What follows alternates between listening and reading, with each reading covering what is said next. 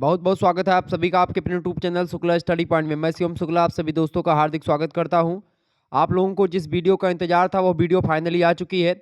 यह वीडियो इतनी इंपॉर्टेंट है कि आपको मैं बता नहीं सकता। यही प्रश्न आपकी परीक्षा में आएंगे, ऐसे ही प्रश्न आपकी परीक्षा में आने वाले हैं, तो इस वीडियो को अंत तक जरूर देखिएगा, क्योंकि आज के वीडियो के माध्यम से लगभग 100 से अधिक ऑब्जेक्टिव टाइप के प्रश्नों पर चर्चा करूंगा। और वो सब्जेक्ट है आपका विश्लेषण क्षमता और डिजिटल जागरूकता, यानी कि analytic ability and digital awareness से बनने वाले बहुत ही महत्वपूर्ण जो मल्टीपल चॉइस क्वेश्चंस होते हैं, ऑब्जेक्टिव टाइप के प्रश्न होते हैं, 100 से अधिक चर्चा करेंगे, जो कि बीए बीएससी बीकॉम के 5 सेमेस्टर यानी कि 5th सेमेस्टर के लिए बहुत ही ज़्यादा महत्वपूर्ण है। तो ये वीडियो आपकी महासंग्राम रिवीजन क्लास है, ठीक है। और इसके बाद में और भी मैं एक आध दो मॉडल पेपर और दे दूंगा। तो 3 तारीख तक 4 तारीख तक जो आपकी परीक्षाएं हैं, 3 तारीख को 4 तारीख को राम मनोहर लोहिया की या अन्य विश्वविद्यालय की जो परीक्षाएं लगी होंगी, उन सभी के लिए बहुत महत्वपूर्ण होगा यह वीडियो। तो यहीं से आपकी परीक्षा में प्रश्न आने वाले हैं, तो इस वीडियो को अंत तक आप देखिएगा, बहुत ही बारीकी के साथ हम हर एक चीज़ को समझते हुए आगे बढ़ेंगे। और ऐसे ऐसे प्रश्नों को मैंने रखा है जो अभी से पहले वाले मॉडल पेपर में शायद ही आप लोगों ने देखा हो, और बहुत ही बारीकी के साथ, बहुत ही जो है तीव्र गति से मैं आगे बढ़ूंगा और 100 से अधिक प्रश्नों को समझने का प्रयास करूंगा, ताकि आपका समय बिल्कुल भी नष्ट ना हो और आपकी समझ में भी सारी चीज़ें आ जाएं। तो बीए बीएससी बीकॉम, अगर आप किसी भी जो है स्नातक के कोर्स में है, चाहे आप बीए में हो, बीएससी में हो, बीकॉम में हो, ठीक है, तो आप में को करिकुलर कोर्स के रूप में analytic ability and digital awareness पूछा जाता है। तो अगर आपने अभी तक कुछ नहीं पढ़ा, इस वीडियो को देख लेंगे तो आपका बहुत तैयार हो जाएगा। चलिए जानते हैं भाई प्रश्न कैसे आएंगे आपकी परीक्षा में। देखें कुछ प्रश्न, जैसे आप लोग इससे पहले ये प्रश्न नहीं देखे होंगे, मतलब कि इससे पहले मैंने आपको नहीं बताया होगा इन प्रश्नों के बारे में। तो आइए उन प्रश्नों पर चर्चा करते हैं, जो कि बहुत ही महत्वपूर्ण है, और महासंग्राम रिवीजन क्लास का मतलब आप लोग जानते ही हैं।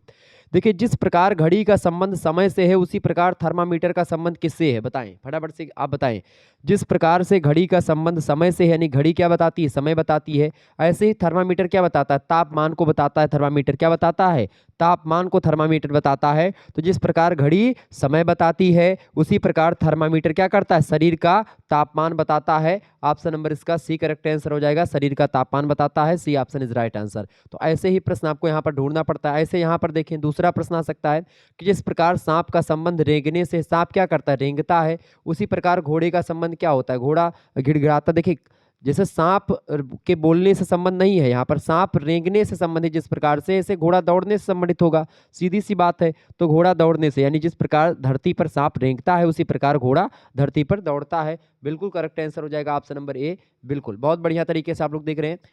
अगला क्वेश्चन आपकी स्क्रीन पर आ चुका है, देखें फटाफट से आप देखने का प्रयास करेंगे। प्रश्न है 8 का संबंध जिस प्रकार से 64 से है, ऐसे ही 21 का संबंध यहाँ पर क्या होना चाहिए, बताएं। बढ़िया प्रश्न है। देखिए 8 गुणे 8 यानी 8 का वर्ग किया गया, 8 अठाई 64, यानी 8 गुणे 8, 8 का वर्ग का मतलब क्या होता है, 8 गुणे 8 बराबर कितना हो गया, 64 हो गया। ऐसे ही 21 का गुणा मतलब 21 का वर्ग करेंगे, यानी कि 21 गुणे 21 हम करेंगे तो हमारा क्या निकलेगा, 21 का गुणा अगर आप 21 में करोगे तो आपका क्या निकलेगा भैया। बिल्कुल आप सभी का करेक्ट आंसर है, 21 गुणे 21 इज इक्वल टू 441। 21 का गुणा 21 में करोगे आपका 441 आ जाएगा। ना हो तो मैं करके दिखा दूं आपको। 21, एक एक अन्नम एक और एक दूना दो, मतलब ये हो गया, और दो एक अन्नम दो, दो दूनी 4, दो दूनी कितना होता है 4। तो यहाँ पर आप देखें 1 और 2 2 4 और 4, 441 आपका बिल्कुल करेक्ट आंसर है। ऑप्शन नंबर डी में दिया 441 बिल्कुल करेक्ट आंसर है।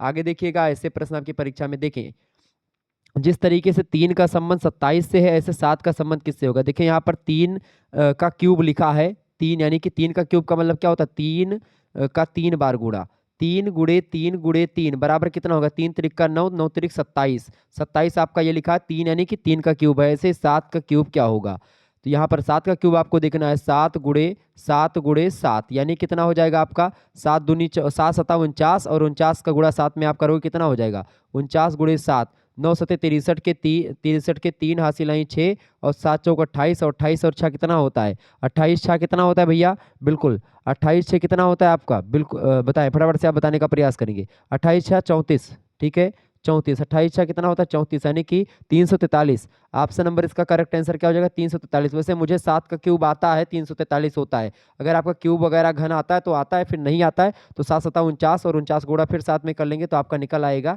ठीक है, क्लियर होगा, तो बी ऑप्शन इसका करेक्ट आंसर है। आगे देखिएगा, अगला क्वेश्चन आपकी स्क्रीन पर आ चुका है, बताएंगे यहाँ पर। प्रश्न है 478, 470 और 590 दिया तो यहाँ पर क्या आ जाएगा, यानी जिस तरीके से 478 का संबंध 470 से है, ऐसे ही 590 का संबंध किससे होगा, ऑप्शन में से उपयुक्त में से यक्स के स्थान पर क्या आएगा। 4 ऑप्शन आपको दिए गए हैं। अब यहाँ पर हम इनके संबंध को देख लेते हैं। यहाँ पर संबंध एक ही दिख रहा है। देखिए गुणे का तो संबंध होगा नहीं, भाग का संबंध भी नहीं होगा। क्यों? क्योंकि इसके समकालीन संख्या तो जोड़ या घटाव का संबंध होगा। अब यहाँ पर 478 ज़्यादा है, 470 कम है, आप घटाएंगे यानी 8 का अंतर आपको इसमें दिख रहा है, यानी कि 478 में से अगर आप 8 घटा देंगे तो 470 आएगा। ऐसे 590 में से अगर आप 8 घटाओगे तो देखो क्या आएगा, 8 घटाओगे कितना आ जाएगा, 582 आएगा। क्या आएगा, 582। देखें तो बिल्कुल अगर आता है तो वही करेक्ट आंसर हो जाएगा, 582। बिल्कुल ऑप्शन नंबर ए में बहुत सही, 582 इज राइट आंसर। आप घटाएंगे तो 10 में से 8 गए 2 और यहाँ बचा 8, 8 और 5 ये उतरे आएगा, तो 582 इसका करेक्ट आंसर हो जाएगा बी ऑप्शन में, सॉरी ए ऑप्शन में है, 582 करेक्ट आंसर हो जाएगा आपका। तो ऐसे ही प्रश्न आपके परीक्षा में आएंगे, बहुत इंपॉर्टेंट प्रश्नों को मैंने रखा है। देखिए ये प्रश्न है 540 का संबंध 554 से, जैसे जैसे 450 का संबंध किससे होगा इनमें से। अब देखिए 544 का भी यहाँ पर गुणा भाग तो कोई ट्रिक लग नहीं रही है। यहाँ पर सीधे सीधे क्या दिख रहा है आपको कि 540 में कितना जोड़ा गया है, 540 में 14 प्लस किया गया यहाँ पर, तब कितना हुआ है, 14 प्लस किया गया है तो आपका 554 हुआ है। ऐसे 450 में अगर आप 14 प्लस करेंगे तो अगर ऑप्शन में मिल रहा तो करेक्ट आंसर भी जो हो जाएगा। तो 4 में 0 जोड़ेंगे 4 हो जाएगा, 5 और 1 6 हो जाएगा और 4, यानी 464 अगर ऑप्शन में दिया है तो करेक्ट आंसर हो जाएगा। सी ऑप्शन में दिया 464, बिल्कुल करेक्ट आंसर है आपका सी। तो ऐसे ही प्रश्न आपकी परीक्षा में कुछ आएंगे, और भी प्रश्नों को मैंने रखा, बहुत प्रश्न है, परेशान होने की जरूरत नहीं, सभी प्रकार के प्रश्न आपको दिखेंगे यहाँ पर, तो बिल्कुल चिंता ना करें। चले आगे देखिएगा, तो ऐसे और मॉडल पेपर में दूंगा तो उसको लेकर के आप लोग तैयार रहिएगा। आपकी परीक्षा से पहले मैं 2 3 4 मॉडल पेपर ऐसे धुआंधार तरीके से दे दूंगा, ताकि कोई भी दिक्कत आपको ना हो, परीक्षा में एकदम से 100 में 100 आप करके आओ, ऐसा मैं आपको तैयार कर दूंगा परीक्षा तक। बाकी और मॉडल पेपर पड़े हुए हैं और 2 विश्वविद्यालय के क्वेश्चन पेपर मैंने सॉल्व करवाए, तो उनको देख लीजिएगा। क्वेश्चन पेपर जो मैंने सॉल्व करवाया तो वो भी बहुत महत्वपूर्ण है। देखिए प्रश्न है आपकी स्क्रीन पर, समस्या आकृतियां। अब इसका मतलब प्रश्न ये यहाँ पर दिया गया कि भाई जैसे देखें यहाँ पर एक आकृति दी गई है, यहाँ पर देखें 4 गोले हैं तो यहाँ पर एक वर्ग लिया गया है।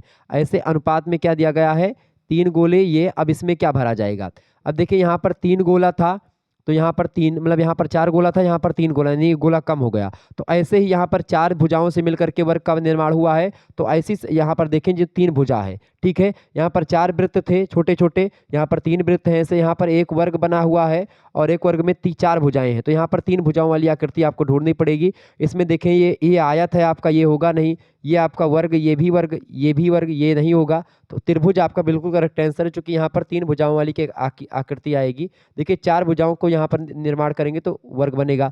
ऐसे देखिए यहाँ पर 4 जो है गोले हैं तो यहाँ पर 4 भुजाएं हैं, ठीक है। ऐसे यहाँ पर 3 गोले हैं तो यहाँ पर 3 भुजाएं भरी जाएंगी, यानी ऑप्शन नंबर ए भरा जाएगा। क्लियर, तो ये हो गया आपका करेक्ट आंसर। ऐसे यहाँ पर भी आपको देखने को मिलेगा, जैसे यहाँ पर 2 रंगीन है और यहाँ पर एक सादा है एक रंगीन है, तो ऐसे यहाँ पर देखें 2 त्रिभुज रंगीन है तो यहाँ पर एक त्रिभुज रंगीन है और एक सादा त्रिभुज है। यहाँ पर 2 वर्ग रंगीन है तो यहाँ पर एक रंगीन होगा एक सादा होगा।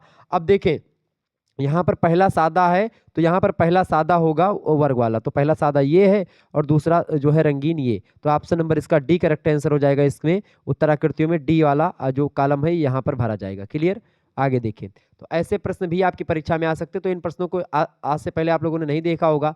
अब देखिए अगला क्वेश्चन, समस्या आकृतियां। समस्या आकृतियों में जैसे यहाँ पर बी लिखा हुआ है तो यहाँ पर डी लिखा हुआ है, कोई दिक्कत की बात नहीं, लेकिन यहाँ पर बी के घात बी चढ़ा हुआ है और यहाँ पर तो क्या होगा, डी के घात डी चढ़ा होगा, बिल्कुल। तो ये आप अगर आपको कहीं पर मिलता है डी के घाट डी, देखिए डी के घाट डी ऑप्शन नंबर ए में दिख रहा है, तो करेक्ट आंसर हो जाएगा ए ऑप्शन, यानी ये आकृति यहाँ पर आपकी लिखी जाएगी। आगे देखिएगा, कुछ यहाँ पर इंस्ट्रक्शंस दिए गए हैं और उसके अकॉर्डिंग आपको प्रश्न हल करने हैं, ये सारे नीचे वाले। देखिए इंस्ट्रक्शंस दिया गया, आपको निर्देश दिया गया है कि नीचे दिए गए प्रश्नों में 4 विकल्प दिए गए हैं, जिनमें से 3 किसी प्रकार के समान हैं तथा वे एक समूह का निर्माण करते हैं, और इनमें से कौन सा शब्द है जो अन्य 3 शब्दों से भिन्न है यानी अलग है, और उस शब्द मतलब उस भिन्न शब्द को चुनिए। जैसे यहाँ पर आपको एक भिन्न शब्द दिया गया, जैसे यहाँ पर आपको पृथ्वी, चंद्रमा, कुबेर और अरुण दिया गया है। अब इसमें बहुत सारे बच्चे भ्रमित हो जाएंगे कि कुबेर कौन है। कुबेर देवता तो है ही, लेकिन कुबेर जिसको क्षुद्र ग्रह घोषित कर दिया गया है वो क्षुद्र ग्रह यानी प्लूटो नाम है कुबेर का, या यम कहते हैं कुबेर को, ठीक है, ध्यान रखेंगे। तो देखिए चंद्रमा जो है एक उपग्रह है, बाकी अरुण, वरुण, कुबेर, पृथ्वी, मंगल, बुध ये सब क्या हैं, ये सब आपके ग्रह हैं। अब यहाँ पर पृथ्वी, कुबेर और अरुण ये तीन क्या हैं, ग्रह हैं, तो एक समूह का निर्माण करते हैं, ये ग्रह हैं तीनों। जबकि चंद्रमा क्या है, एक उपग्रह है, यानी चंद्रमा यहाँ पर क्या हो जाएगा, यही भिन्न शब्द है चंद्रमा, तो करेक्ट आंसर क्या हो जाएगा आपका बी ऑप्शन, यानी चंद्रमा इन तीनों से भिन्न है। समझ में आए? तो ये मतलब पृथ्वी, कुबेर और अरुण ये ग्रह है, जबकि चंद्रमा एक उपग्रह है। ऐसे ही यहाँ पर आप देखें अगला प्रश्न आपकी स्क्रीन पर आ चुका है। इनमें आपको अंतर छांटना है कि भाई इनमें से तीन तीन चीज जो है वो समान है और एक आपका भिन्न है। अब समान चीजें इसमें देखें, एक होता सलाहकार, प्रशिक्षक, प्रशिक्षक और निजी शिक्षक। देखिए शिक्षक, निजी शिक्षक और प्रशिक्षक, प्रशिक्षक, निजी शिक्षक और शिक्षक ये सब हर मामले में आप देखेंगे शिक्षा देते हैं। जबकि सलाहकार जो होता है शिक्षा जरूर देता है, लेकिन सलाहकार जो होता है वो किसी विषय पर सलाह देते हैं, किसी विषय पर अगर आप सलाह मांगोगे तो देंगे, ठीक है। जबकि शिक्षक जो होता है हर विषय पर देता है। निजी शिक्षक और प्रशिक्षक ये सब शिक्षा से रिलेटेड हैं, जबकि सलाहकार जो है वो सलाह से रिलेटेड है, शिक्षा से नहीं। तो इसका करेक्ट आंसर क्या हो जाएगा, ए ऑप्शन इसका करेक्ट आंसर होगा। आगे देखेंगे अगला प्रश्न है आम, केला, अदरक और अमरूद। देखिए आम, केला और अमरूद ये क्या है, ये आपके फल हैं, जबकि अदरक क्या है, अदरक आपकी क्या है भाई, आप सभी को पता होगा अदरक जो है वो फल नहीं है। तो ऑप्शन नंबर इसका सी करेक्ट आंसर हो जाएगा, यानी कि सी आपका ये भिन्न है।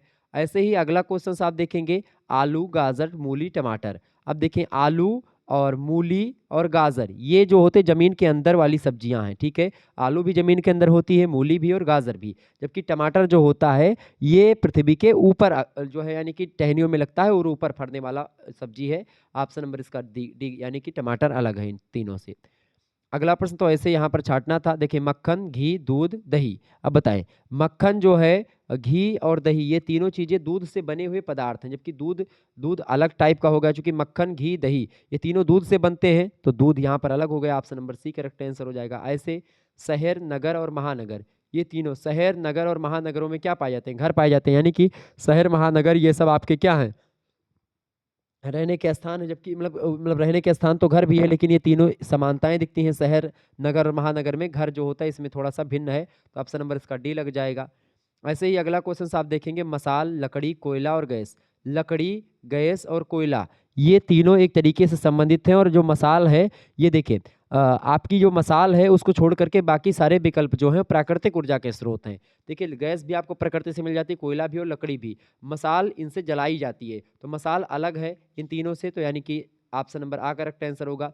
अगला प्रश्न है कौवा, बतख, गिद्ध और बाज। ये चार ऑप्शन दिए गए, इनमें से कौन सा अलग है। देखिए कौवा जो होता है और बाज जो होता है और बतख सॉरी गिद्ध ये तीनों जो होते हैं तीनों पक्षियां आकाश में उड़ने वाले हैं। जबकि बतख जो होता है आपका वो पानी में तैरने वाला पक्षी है, तो ऑप्शन नंबर इसका बी लगा देंगे, यानी कि ये अलग है बतख। बी ऑप्शन इसका करेक्ट आंसर हो जाएगा। अगला प्रश्न संस्कृत, मराठी, गुजराती, कन्नड़। अब इनमें से देखिए मराठी जो है महाराष्ट्र की भाषा, गुजराती गुजरात की भाषा, कन्नड़ जो है आपकी कर्नाटक की, कहाँ की, कर्नाटक की भाषा है। तो देखिए ऐसे कर्नाटक जो कि कन्नड़ हो गई, और ऐसे मराठी हो गई महाराष्ट्र की, गुजराती गुजरात की। संस्कृत जो है ये जो है भाषा है, भाषा सुमुख्या मधुरा दिव्या गीर्वाण भारती तस्या ही मधुरम काव्यम तस्मदयपि शुभसितम। संस्कृत अपने आप में सर्व भाषाओं की जननी है, लेकिन ये सारी भाषाएं आप देखेंगे एक समूह का निर्माण करती हैं, एक जैसी, यानी किसी न किसी प्रदेश की या किसी न किसी राज्य की राजकीय भाषा है कन्नड़, मराठी, गुजराती। जबकि संस्कृत ऐसी नहीं है, तो ऑप्शन नंबर इसका ए लगा देंगे संस्कृत। ठीक है, समझ में आ रहा होगा बिल्कुल आपको। तो ऐसे ही मैंने सोचा कि कई प्रश्नों को आपको प्रैक्टिस करवा दी जाए, ताकि आपको एग्जाम में कोई दिक्कत ना हो। अभी और टाइप के बहुत प्रश्नों को मैंने रखा है, तो चिंता करने की आपको आवश्यकता नहीं है। अगला प्रश्न ऊपर, नीचे, बगल में, कहाँ। अब देखिए ऊपर, नीचे, बगल ये सब क्या है, दिशाओं से रिलेटेड है कि ऊपर, नीचे, बगल ये तो तीनों एक जैसे हैं। कहाँ जो है ये एक प्रश्नवाचक चिन्ह है, तो यही आपका अलग है। डी ऑप्शन करेक्ट आंसर होगा। अगला देखेंगे मीटर, किलोमीटर, ग्राम या डेसीमीटर। अब बताएं करेक्ट आंसर इसका क्या हो जाएगा। तो देखिए ग्राम मतलब मीटर, किलोमीटर और डेसीमीटर ये तीनों जो हैं ये मीटर मतलब ये दूसरे तरीके के होते हैं, यानी कि ग्राम से किसी के वजन को मापा जाता है, जबकि जो मीटर, किलोमीटर, डेसीमीटर होते हैं इनसे दूरियों को मापा जाता है। तो ग्राम वजन नापता है, जबकि मीटर, किलोमीटर, डेसीमीटर ये दूरियां नापते हैं। तो ये बात ध्यान रखेंगे, ये तीनों एक जैसे हैं और ये ग्राम जो है वो अलग है। तो ऑप्शन नंबर इसका क्या हो जाएगा, सी ऑप्शन। तो ऐसे ही प्रश्न आपके कई परीक्षा में पूछे जा सकते हैं, तो इनको ध्यान रखेंगे, बहुत आसानी से इन प्रश्नों को समझने की जरूरत होती है आपको। आगे देखते हैं और भी प्रश्न, तो समझ में आ रहा है चीजें। आगे देखिएगा, ऐसे ही प्रश्न आपकी परीक्षा में आने वाले हैं। ऐसे बहुत सारे प्रश्नों को मैं आज के वीडियो के माध्यम से समझने वाला हूं, जो कि आपकी परीक्षा की दृष्टि से बहुत महत्वपूर्ण है। फटाफट से एक बार सभी लोग वीडियो को लाइक कर दीजिएगा, मोटिवेशन लेवल थोड़ा सा मेरा ऊपर करिए, मजा आ जाएगा पढ़ने में, आपको बहुत ही धुआंधार तरीके से आपको पढ़ाऊंगा। चले अगला प्रश्न, पासवर्ड के प्रयोग से बताएं, पासवर्ड के प्रयोग से उपभोगकर्ता जल्दी सिस्टम में जा सकते हैं या समय का दक्ष प्रयोग कर सकते हैं, यानी उचित प्रयोग, गोपनीयता बरकरार रख सकते हैं, ढांचों को सरल बना सकते हैं। तो आप सभी का करेक्ट आंसर क्या हो जाएगा? पासवर्ड के प्रयोग से जो उपभोगकर्ता होते हैं वो गोपनीयता बरकरार रख सकते हैं। ऑप्शन नंबर इसका सी करेक्ट आंसर हो जाएगा। बिल्कुल C option is right answer. अगला प्रश्न है, वायरस सिग्नेचर का प्रयोग क्यों किया जाता है? वायरस सिग्नेचर का प्रयोग वायरस पहचानने के लिए, वायरस डालने के लिए, वायरस समाप्त करने के लिए या वायरस खेलने के लिए, बताएं। तो वायरस सिग्नेचर का प्रयोग करते हैं वायरस को पहचानने के लिए। ऑप्शन नंबर इसका ए करेक्ट आंसर हो जाएगा। बिल्कुल आप सभी के करेक्ट आंसर आ रहे हैं। फटाफट से आगे बढ़े, चले, बहुत बढ़िया तरीके से आप लोग उत्तर दे रहे हैं, ऐसे ही उत्तर देते रहिए। अगला प्रश्न, ईमेल का पूरा नाम क्या है? बताएं, ईमेल का पूरा नाम क्या है? इंग्लिश मेल नहीं, इलेक्ट्रिक मेल नहीं, इंसेंशियल मेल ये भी नहीं है, इलेक्ट्रॉनिक मेल जो है ये ईमेल का फुल फॉर्म होता है। Electronic mail is right answer. Option number इसका सी करेक्ट आंसर हो जाएगा। बहुत ही महत्वपूर्ण प्रश्न है, परीक्षा में प्रश्न पूछा गया था और ये प्रश्न भी परीक्षा में पूछा गया था। 2024 के दोनों प्रश्न पूछे गए हैं, ये बात ध्यान रखेंगे। अगला प्रश्न, ई कॉमर्स क्या है? बताएं, ई कॉमर्स क्या है? अंतर्राष्ट्रीय माल की खरीद और बिक्री है? बिल्कुल नहीं है। ई कॉमर्स इंटरनेट पर उत्पादों और सेवाओं का क्रय विक्रय? बिल्कुल, ये करेक्ट आंसर हो जाएगा। इंटरनेट पर उत्पादों तथा सेवाओं का क्रय विक्रय होता है e commerce. Clear, correct answer हो जाएगा option number B. B is right answer. Next question आप देखेंगे, साइबर सुरक्षा क्या है? साइबर सुरक्षा की बात करें, देखिए साइबर सुरक्षा मेलवेयर के विरुद्ध सुरक्षा प्रदान करती है। बिल्कुल करती है। इंपॉर्टेंट प्रश्न 2024 के पेपर में परीक्षा में पूछा गया है, ठीक है। कानपुर विश्वविद्यालय के पेपर में प्रश्न आया था। अगला प्रश्न, साइबर सुरक्षा साइबर आतंकवादियों के विरुद्ध सुरक्षा प्रदान करती है? बिल्कुल करती है, ये भी ठीक है। और साइबर सुरक्षा किसी सिस्टम को साइबर हमले से भी बचाती है? ये भी ठीक बात है, यानी तीनों ऑप्शन इसके बिल्कुल ठीक है। साइबर सुरक्षा या साइबर सिक्योरिटी से रिलेटेड ऑप्शन नंबर इसका डी लगा देंगे। उपरोक्त सभी ऑप्शन आपके बिल्कुल करेक्ट हैं, डी ऑप्शन इसका बिल्कुल सही आंसर है, उपरोक्त सभी। अगला प्रश्न, भारत में इंटरनेट की शुरुआत कब हुई? बहुत ही महत्वपूर्ण प्रश्न है, परीक्षा में आया हुआ प्रश्न है। तो भारत में इंटरनेट की शुरुआत कब हुई? बताएं। भारत में इंटरनेट की शुरुआत 15 अगस्त 1995। ऑप्शन नंबर इसका बिल्कुल ए करेक्ट आंसर हो जाएगा। आगे देखिएगा, अगला प्रश्न, ईमेल का जन्मदाता किसे माना जाता है? ईमेल का जन्मदाता किसको मानते हैं? रे टॉमिलिंसन को मानते हैं ईमेल का जन्मदाता। ऑप्शन नंबर इसका डी करेक्ट आंसर हो जाएगा। इंपॉर्टेंट प्रश्न है परीक्षा की दृष्टि से। आगे देखिएगा, प्रश्न आपकी स्क्रीन पर आ चुका है। एक निश्चित पते पर किसी एब्यूजर द्वारा बार बार एक ही मेल संदेश भेजना क्या कहलाता है? ईमेल स्पूकिंग, ईमेल स्पैमिंग या ईमेल बॉम्बिंग या इनमें से कोई नहीं? तो इसको बोलते हैं, एक निश्चित पते पर किसी एब्यूजर द्वारा बार बार एक ही मेल संदेश भेजना, ये होता है ईमेल स्पैमिंग। ऑप्शन नंबर इसका बी करेक्ट आंसर होगा। आगे देखेंगे, अगला प्रश्न, www प्रदर्शित करता है? www का फुल फॉर्म क्या है? इसका मतलब प्रश्न ये पूछा जा रहा है। तो वर्ल्ड वाइड वेब जो है www का फुल फॉर्म होता है। ऑप्शन नंबर इसका एक करेक्ट आंसर हो जाएगा। बहुत महत्वपूर्ण प्रश्न है, परीक्षा में 100% आएगा, तो ये सरल प्रश्न है, इसको आप रट डालिएगा। www का फुल फॉर्म क्या होता है? World wide web. आगे देखेंगे, अगला प्रश्न, साइबर लॉ की शब्दावली में DOS का क्या अर्थ है? DOS का फुल फॉर्म होता है Daniel of service. Denial of service. Option number इसका आ करेक्ट आंसर हो जाएगा। बिल्कुल करेक्ट आंसर है। आगे देखिएगा, अगला प्रश्न आपकी स्क्रीन पर आ चुका, बहुत ही महत्वपूर्ण प्रश्न है। देखिए, ऐसे प्रश्न आपकी परीक्षा में 100% आने वाले हैं और इनके लिए आपको विशेष तैयारी करने की ज़रूरत होती है, प्रैक्टिस की ज़रूरत होती है। तो आइए अब हम चर्चा करते हैं इस प्रश्न को कैसे हल किया जाता है। बहुत ही इंपॉर्टेंट प्रश्न है आपकी परीक्षा की दृष्टि से। देखिए, प्रश्न आपसे कह रहा है कि एक व्यक्ति पूरब की ओर जा रहा है, अब वह किन क्रमों में जाए ताकि वह दक्षिण दिशा की ओर चलने लगे? बहुत ही बढ़िया प्रश्न है। अब देखिए, यहाँ पर जब भी आप बात करते दिशा और दूरी की, उसमें आपको सीधा सीधा करना क्या होता है? आपको दिशा ज्ञात होनी चाहिए। सबसे पहली बात ये देखें, दिशा कैसे ज्ञात करनी है आपको? यहाँ पर देखें, सीधी सीधी बात की ये देखिए, ऊपर वाला जो दिशा होती है हमेशा उत्तर होती है, नीचे की दिशा आपकी दक्षिण होती है, और ये दिशा आपकी पूरब होती है, और ये दिशा आपकी पश्चिम होती है। ठीक है, ध्यान रखेंगे इस बात को। तो पूरब, पश्चिम, उत्तर, दक्षिण ये हो गया। अब यहाँ पर कह क्या रहा है कि एक व्यक्ति पूरब की ओर जा रहा है। मान लेते हैं एक व्यक्ति को मैंने पूरब की दिशा में चलाया, इधर की ओर चलेगा, तो पूरब की ओर एक व्यक्ति चला। ठीक है, अब ये कह रहा है कि अब वह किन क्रमों में जाए ताकि वह दक्षिण दिशा की ओर जाए। अब मान लेते हैं दक्षिण दिशा में आने के लिए उसका मतलब कि नीचे की तरफ हो जाए। अब किन क्रमों में जाए, तो यहाँ पर तीन ऑप्शन दिए गए, 3 बार आपको मोड़ना है। तो 3 बार आप कैसे देखिए, एक बार बाएं मोड़ेंगे, मैंने बाएं मोड़ दिया इसको। अब जिधर वो चल रहा है उसका हाथ जिस तरफ जाएगा वो बायां उसका होगा। तो इधर से अगर कोई व्यक्ति इधर खड़ा है, इधर की ओर मुंह करके हुए, इधर की ओर मुंह करके, तो इसका बायां ऊपर की ओर होगा। तो ये बाएं मुड़ता है। अब बाएं मुड़ेगा और तो ये एक प्रकार से ऊपर की ओर, उत्तर की ओर हो गया। अब हमको फिर किधर मुड़ाना है, फिर हमको इधर मुड़ाना है, फिर बाएं मुड़ेंगे। तो फिर हमने बाएं मुड़ा, तो बाएं इसका इधर क्या होगा, इधर होगा पश्चिम की ओर। तो फिर पश्चिम की दिशा की ओर मुड़ गया। फिर हम क्या करेंगे, फिर इसका जो है बाएं अगर हम मुड़ाएंगे तो क्या हो जाएगा, फिर हम बाएं मुड़ाएंगे तो दक्षिण दिशा में होगा। तो फिर मैंने इसको बाएं मुड़ा दिया। तो यानी कि तीनों बार अगर बाएं वो मुड़ जाता है, 3 बार बाएं बाएं जाता है, तो वो दक्षिण दिशा की ओर हो जाएगा। और दक्षिण आप देखते हैं नीचे की दिशा की ओर होता है। दक्षिण आपका हमेशा नीचे होता है, उत्तर ऊपर होता है। तो अगर कोई व्यक्ति पूरब की दिशा की ओर चलता है, पूरब की दिशा की ओर जा रहा है, तो उसको अगर आप 3 बार बाएं मुड़ा देंगे तो फिर दक्षिण दिशा की ओर जाने लगेगा। अगर आपसे पूछता कि वह अगर बताएं कि वो पश्चिम दिशा की ओर कब जाने लगेगा, किस दिशा में, तो 2 बार बाएं मुड़ता, तो यहाँ पर 2 ऑप्शन दिया होता। ठीक है, ध्यान रखेंगे इस बात को, यानी कि 2 बार बाएं लिखा होता, लेकिन 3 बार हमको मुड़ाना है। और वैसे अगर आपसे पूछता एक ही ऑप्शन होता कि भाई एक व्यक्ति कोई जो है आपकी पूरब दिशा में जा रहा है, तो उसको दक्षिण की ओर दिशा की ओर कैसे चलने लगेंगे, किस तरीके से, दक्षिण दिशा की ओर नीचे डायरेक्ट मोड़ दो तो एक बार दाएं मुड़ेगा। लेकिन दाएं ऑप्शन में है नहीं। ठीक है, तो दाएं अगर ऑप्शन में है नहीं, 3 बार दिया है, तो 3 बार इसका मतलब कि आपको ऊपर ले जाना है, फिर ऐसे नीचे लाना है। ठीक है, ये आपका वो बनेगा। तो इस तरीके से आपका क्या हो जाएगा, बाएं बाएं बाएं 3 बार वो मुड़ेगा तो दक्षिण दिशा की ओर पुनः प्राप्त हो जाएगा, मतलब दक्षिण की दिशा की ओर जा रहे होगा। क्लियर, बी ऑप्शन इसका करेक्ट आंसर हो जाएगा। आगे देखिएगा, अगला क्वेश्चन आपकी स्क्रीन पर आ चुका है, बहुत महत्वपूर्ण प्रश्न है। यदि अरुण सबसे पहले उत्तर दिशा में चलता है, फिर दाईं ओर मुड़ता है और फिर पूरब दिशा में चलता है और कुछ समय बाएं ओर मुड़ जाता है, अब वह किस दिशा में जा रहा है। ये बहुत सरल प्रश्न होते हैं और ऐसे प्रश्नों को हल करने के लिए आपको एक ट्रिक मैंने आपको बताई थी। ट्रिक क्या है कि जब भी आपसे चलने के लिए बोले तो आप जैसे एक अरुण क्या है, सबसे पहले उत्तर दिशा में चलता है, तो यहाँ मान लेते हैं अरुण था, यहाँ से किस दिशा में चला, उत्तर दिशा, मतलब ऊपर की ओर चला, उत्तर दिशा की ओर वो चला।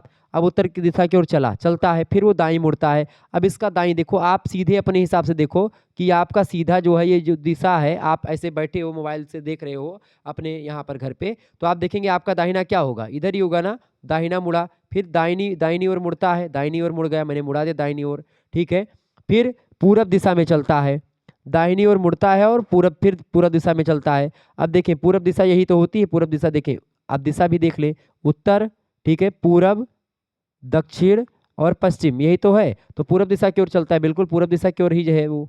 ठीक है, और कुछ समय के बाद, यहाँ पर बात कर ले, कुछ समय के बाद दाएं ओर मुड़ जाता है। कुछ समय के बाद वो क्या करता है, दाएं ओर के मुड़ जाता है। आप दाएं ओर मुड़ गए मान लेते हैं, दाएं ओर इसका दायां कौन सा होगा, आप इस लाइन के सीधे पे चले जाइए, इस पर आप खड़े हो जाइए इस तरफ, तो आप देखेंगे इसका दायां नीचे की ओर होगा और बायां ऊपर की ओर। तो दाएं फिर मुड़ता है, फिर दाएं मुड़ जाता है और अब वह किस दिशा में जा रहा है, तो भाई अब वो दाएं अगर मुड़ गया है तो नीचे की ओर जा रहा है। अब नीचे कौन सी दिशा होती है, दक्षिण दिशा होती है, सिंपल है यार। तो दक्षिण दिशा की ओर अब वो जा रहा है। समझ में आ गया, बिल्कुल बहुत बढ़िया, आप लोग करेक्ट आंसर दे रहे हैं। बिल्कुल, जिनका दक्षिण ऑप्शन है, जिन्होंने दक्षिण ऑप्शन लिखा है उनका बिल्कुल करेक्ट आंसर है। दक्षिण ऑप्शन ऑप्शन नंबर बी में दिया, करेक्ट आंसर हो जाएगा। बहुत बढ़िया, आगे देखिएगा, अगला क्वेश्चन आपकी स्क्रीन पर आ चुका है, फटाफट से आप देखेंगे। प्रश्न बहुत ही महत्वपूर्ण है। प्रश्न है, हरि जो है, हरि एक व्यक्ति है, वो पूरब की ओर 20 किलोमीटर ड्राइव करता है, दाएं मुड़ करके 45 किलोमीटर चलता है, फिर बाएं मुड़ करके वह 30 किलोमीटर चलता है। अब वह किस दिशा में जा रहा है। अगर यहाँ पर आपसे दूरी भी पूछता तो वो भी निकल आती। कैसे, इसको मैं हल करता हूँ। जैसे कि प्रश्न क्या पूछा गया आपसे कि हरि जो है पूरब दिशा की ओर, पूरब दिशा मतलब कि इधर, यही पूरब है, पूरब दिशा की ओर 20 किलोमीटर ड्राइव करता है, यानी कि 20 km वो चलता है। ठीक है, अब 20 km चलने के बाद में क्या करता है, वो दाएं मुड़ता है। अब उसका दायां कौन सा होगा, नीचे की ओर दायां होगा। दाएं मुड़ने के बाद में 45 यानी 45 किलोमीटर चलता है, 45 किलोमीटर चला वो। ठीक है, लंबा हो जाएगा ये, तो 45 किलोमीटर चला। फिर उसके बाद में क्या हुआ, 45 किलोमीटर चलने के बाद में क्या हुआ, 45 किलोमीटर चलता है और फिर वो बाएं मुड़ जाता है। अब इसका बामा कौन सा होगा, अब उल्टा देखें, अब उधर से अगर आप देखेंगे तो बामा इसका इस साइड में होगा, तो बाएं मुड़ता है और 30 किलोमीटर फिर चलता है, 30 किलोमीटर चलता है। ठीक है, अब वह किस दिशा में जा रहा है, जाहिर सी बात है वो किस दिशा में है, पूरब दिशा में है, पूरब दिशा में जा रहा है। बिल्कुल, आप सभी का करेक्ट आंसर पूरब दिशा में। लेकिन आपसे पूछता कि वो अपने घर से कितनी दूरी पर है या अपने घर से कितना ड्राइव कर चुका है, तो 20 और 45 और 30, ये तीनों किलोमीटर आप जोड़ देते हो जाता आपका 20, 30 कितना होता है 50, 50, 40, 90 यानी 95 किलोमीटर उसने गाड़ी चलाया। यानी आपसे पूछता कुल कितना किलोमीटर उसने ड्राइव किया, तो आप बताते 95 किलोमीटर उसने ड्राइव किया। लेकिन अगर यहीं पर प्रश्न पूछ लेता कि वह अपने घर से कितनी दूरी पर स्थित है, तो दूरी निकालने के लिए सीधा सीधा आपको करना क्या है कि देखिए यहाँ पर 20 किलोमीटर था, यहाँ से चला 45 किलोमीटर, आप नीचे आओगे तो यहाँ पर आप आ जाओगे 45 किलोमीटर नीचे, ठीक है। तो यहाँ पर 20 किलोमीटर ये और 30 किलोमीटर ये, ठीक है। तो यहाँ पर अपने घर से कितनी दूरी पर स्थित है, आप यहाँ पर देखेंगे 45 किलोमीटर ये, और मतलब दूरी वही हो जाएगी आपकी, या आपके घर से कितनी दूरी पर स्थित है। तो ऐसे भी आप दूरी यहाँ से अगर तिरछा निकालना है तो आप तिरछा भी निकाल सकते हैं, ठीक है। 20 किलोमीटर ये दिया हुआ है, 45 का आधा कितना हो जाएगा, ये 45 का आधा ये हो जाएगा। लंब बटा कर्ण वाला भी फार्मूला आप लगा सकते हैं इसमें, क्योंकि दो त्रिभुज आपके बन रहे हैं और समकोण त्रिभुज बन रहे हैं। हालांकि ये पूछा नहीं गया है तो आप आसानी से बता पाएंगे, ये लंबा क्वेश्चन हो जाता है, ये एसएससी वगैरह में या बैंक वगैरह में ऐसे प्रश्न आपको देखने को मिलते हैं। हाल ही में पुलिस का फार्म लगा हुआ, उसमें ऐसे प्रश्न आपको देखने को मिलेंगे। यहाँ पर आपसे इतना कठिन प्रश्न नहीं पूछेगा, बहुत ही सरल प्रश्न पूछेगा, तो इसको लेकर के टेंशन ना लीजिएगा, ठीक है। तो किस दिशा में जा रहा है वो, पूर्व दिशा की ओर। बिल्कुल करेक्ट आंसर आपका पूरब है, करेक्ट आंसर हो जाएगा ए ऑप्शन। आगे देखिए, अगला प्रश्न आपकी स्क्रीन पर आ चुका है। एमएस एक्सेल यानी माइक्रोसॉफ्ट एक्सेल में फाइल का एक्सटेंशन होता है, बताएं। एमएस एक्सेल में फाइल का एक्सटेंशन होता है, फटाफट से आप बताएंगे। डॉट एक्सएलएस, डॉट एक्सएलएस बिल्कुल करेक्ट आंसर आपका होगा। इसका करेक्ट आंसर क्या हो जाएगा, D option is right answer, D option is right answer. आगे बढ़िए, अगला प्रश्न आपकी स्क्रीन पर आ चुका है। प्रश्न है, एक्सेल में कौन सा बार मैसेज व प्रॉम्प्ट को रखता है, बताएं। एक्सेल में कौन सा बार मैसेज व प्रॉम्प्ट को रखता है, बताएं। तो इसका करेक्ट आंसर हो जाएगा स्टेटस बार जो है वही रखता है, option number A correct answer होगा। अगला प्रश्न है, प्राथमिक संग्रहण संग्रहण संग्रहण द्वितीयक संग्रहण की अपेक्षा, प्राथमिक संग्रहण द्वितीयक संग्रहण की अपेक्षा जो होता है धीमा और कम खर्चीला होता है, ऑप्शन नंबर इसका ए करेक्ट आंसर होगा। अगला क्वेश्चन आपकी स्क्रीन पर आ चुका, सेल है। सेल क्या है, केवल रो और कॉलम का इंटरसेक्शन, या केवल कॉलम, या इनमें से कोई नहीं। तो सेल जो होता है ये रो और कॉलम का इंटरसेक्शन होता है, ऑप्शन नंबर इसका बी करेक्ट आंसर हो जाएगा, B option is right answer. अगला प्रश्न, एमएस एक्सेल क्या है, यानी कि माइक्रोसॉफ्ट एक्सेल जो है वो क्या है। माइक्रोसॉफ्ट जो एक्सेल है ये विंडो पर आधारित स्प्रेडशीट पैकेज होता है, ऑप्शन नंबर इसका बी करेक्ट आंसर हो जाएगा। आगे देखिएगा, अगला क्वेश्चन है, स्प्रेडशीट में कॉलम तथा रो के जोड़ने को क्या कहते हैं। स्प्रेडशीट में कॉलम और रो को जोड़ने को क्या बोलते हैं, बहुत ही बढ़िया प्रश्न है, उसको बोलते हैं सेल, ऑप्शन नंबर इसका बी करेक्ट आंसर हो जाएगा, बहुत ही जबरदस्त प्रश्न है। अगला प्रश्न, एक वर्कशीट में रो होता है, एक वर्कशीट में कितने रो होते हैं, एक वर्कशीट में 65,536 रो होते हैं। ये बात ध्यान रखेंगे, परीक्षा के दृष्टि से इंपॉर्टेंट प्रश्न है, आ सकता है आपकी परीक्षा में। तो ऐसे प्रश्न कंप्यूटर से रिलेटेड आपके आएंगे, डिजिटल जागरूकता से रिलेटेड है ये प्रश्न।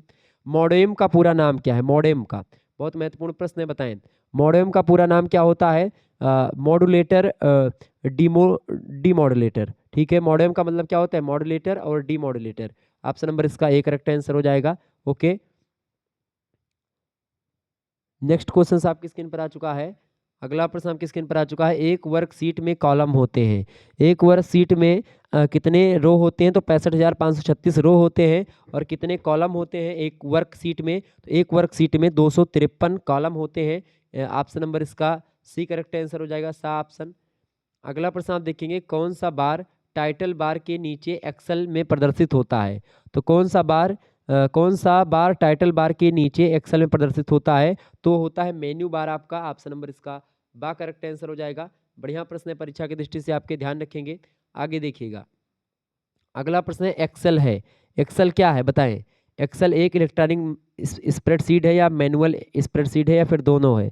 तो एक्सेल जो है वो एक इलेक्ट्रॉनिक स्प्रेडशीट है, ऑप्शन नंबर इसका ए करेक्ट आंसर हो जाएगा। अगला प्रश्न है, वैल्यू एंट्री में एक सेल में कितनी संख्या तक आ जाती हैं या आ सकती हैं। तो वैल्यू एंट्री में एक सेल में लगभग और लगभग 9 संख्या आ जाती हैं, ठीक है। ऑप्शन नंबर इसका मतलब जो भी हो, ऑप्शन नंबर इसका मतलब कि जो भी ऑप्शन में दिया हो 9 वही करेक्ट आंसर हो जाएगा। आगे देखिएगा, ये प्रश्न बड़ा ही इंपॉर्टेंट प्रश्न है आपकी परीक्षा की दृष्टि से। ऐसे प्रश्न आपकी परीक्षा में भी आएंगे और आपको परेशान करेंगे। बिल्कुल आप ऐसे प्रश्नों को अभी तक नहीं देखे होंगे और हमने तो नहीं बताया है। तो अब हम इन प्रश्नों के बारे में चर्चा कर लेते थोड़ा सा कि भाई इन प्रश्नों को कैसे आपको हल करना होता है। यहाँ पर आपसे प्रश्न जो पूछा गया है वो सीधे सीधे प्रश्न ये पूछा गया है इसका मतलब जानते हैं क्या है? प्रश्न ये पूछा गया है कि भाई जो प्रीफिक्सन शब्द दिया हुआ है, प्रीफिक्सन शब्द से जो 4 ऑप्शन दिए गए इनमें से कौन सा शब्द बनाया जा सकता है? प्रीफिक्सन से प्रश्न आपसे मतलब एक निर्देश आपको दिया जाएगा कि दिए गए विकल्प शब्दों में से उस शब्द को चुनिए जो दिए गए शब्द के अक्षरों का प्रयोग करके बनाए जा सकते हैं। तो देखिए प्रीफिक्सन की अगर बात की जाए, देखिए यहाँ से कौन से शब्द बनते हैं? देखिए यहाँ पर आई आपको नहीं दिया गया है फिक्सन में। देखिए यहाँ पर एफ आई फिक्सन तो नहीं दिया गया है, यहाँ पर एक आई दिया गया है, यहाँ पर 2 आई फिक्सन तो ये होगा नहीं। एफ ए आर आपको दिया गया है और यहाँ पर आपको बता दूं कि प्रीफिक्सन में ए नहीं दिया गया है तो फार भी नहीं बनेगा इससे। ठीक है, प्रीफर दिया गया है यहाँ पर पी आर और P R F P R E F E R, तो यहाँ पर ये भी शब्द नहीं बनेगा। ठीक है, प्रीफर भी आपका शब्द यहाँ पर नहीं बन रहा है। ओके, तो बनेगा क्या? परफेक्ट शब्द बनेगा क्या? परफेक्ट शब्द बनेगा बिल्कुल। देखिए P E R F E C T, देखिए पी ई आर यहाँ पर आप निकाल लें, एफ ई सी टी। वैसे आप देखेंगे परफेक्ट, परफेक्शन जो शब्द बना परफेक्ट से ही बना हुआ है, तो बिल्कुल आपका ये बनता है शब्द ऑप्शन नंबर इसका बी, यानी कि इन 4 विकल्पों में से परफेक्शन से परफेक्ट शब्द आपका निकल जाता है, बन जाता है। आगे देखेंगे ऐसे आपसे शब्द। अब अगला प्रश्न जो आपका आएगा ये ऐसे प्रश्न आपसे पूछेंगे निर्देश कि दिए गए विकल्पों वैकल्पिक शब्दों में से उस शब्द को चुनिए जो दिए गए विकल्प या दिए गए शब्द के अक्षरों का प्रयोग करके नहीं बनाया जा सकता। यानी कि इनमें से कौन सा शब्द नहीं बन सकता, यानी 3 शब्द बनेंगे और एक शब्द इनमें से नहीं बनेगा, और वो कैसे नहीं बनेगा उसी को हम लोगों को यहाँ पर ढूंढना है। ठीक है, ये बात ध्यान रखेंगे।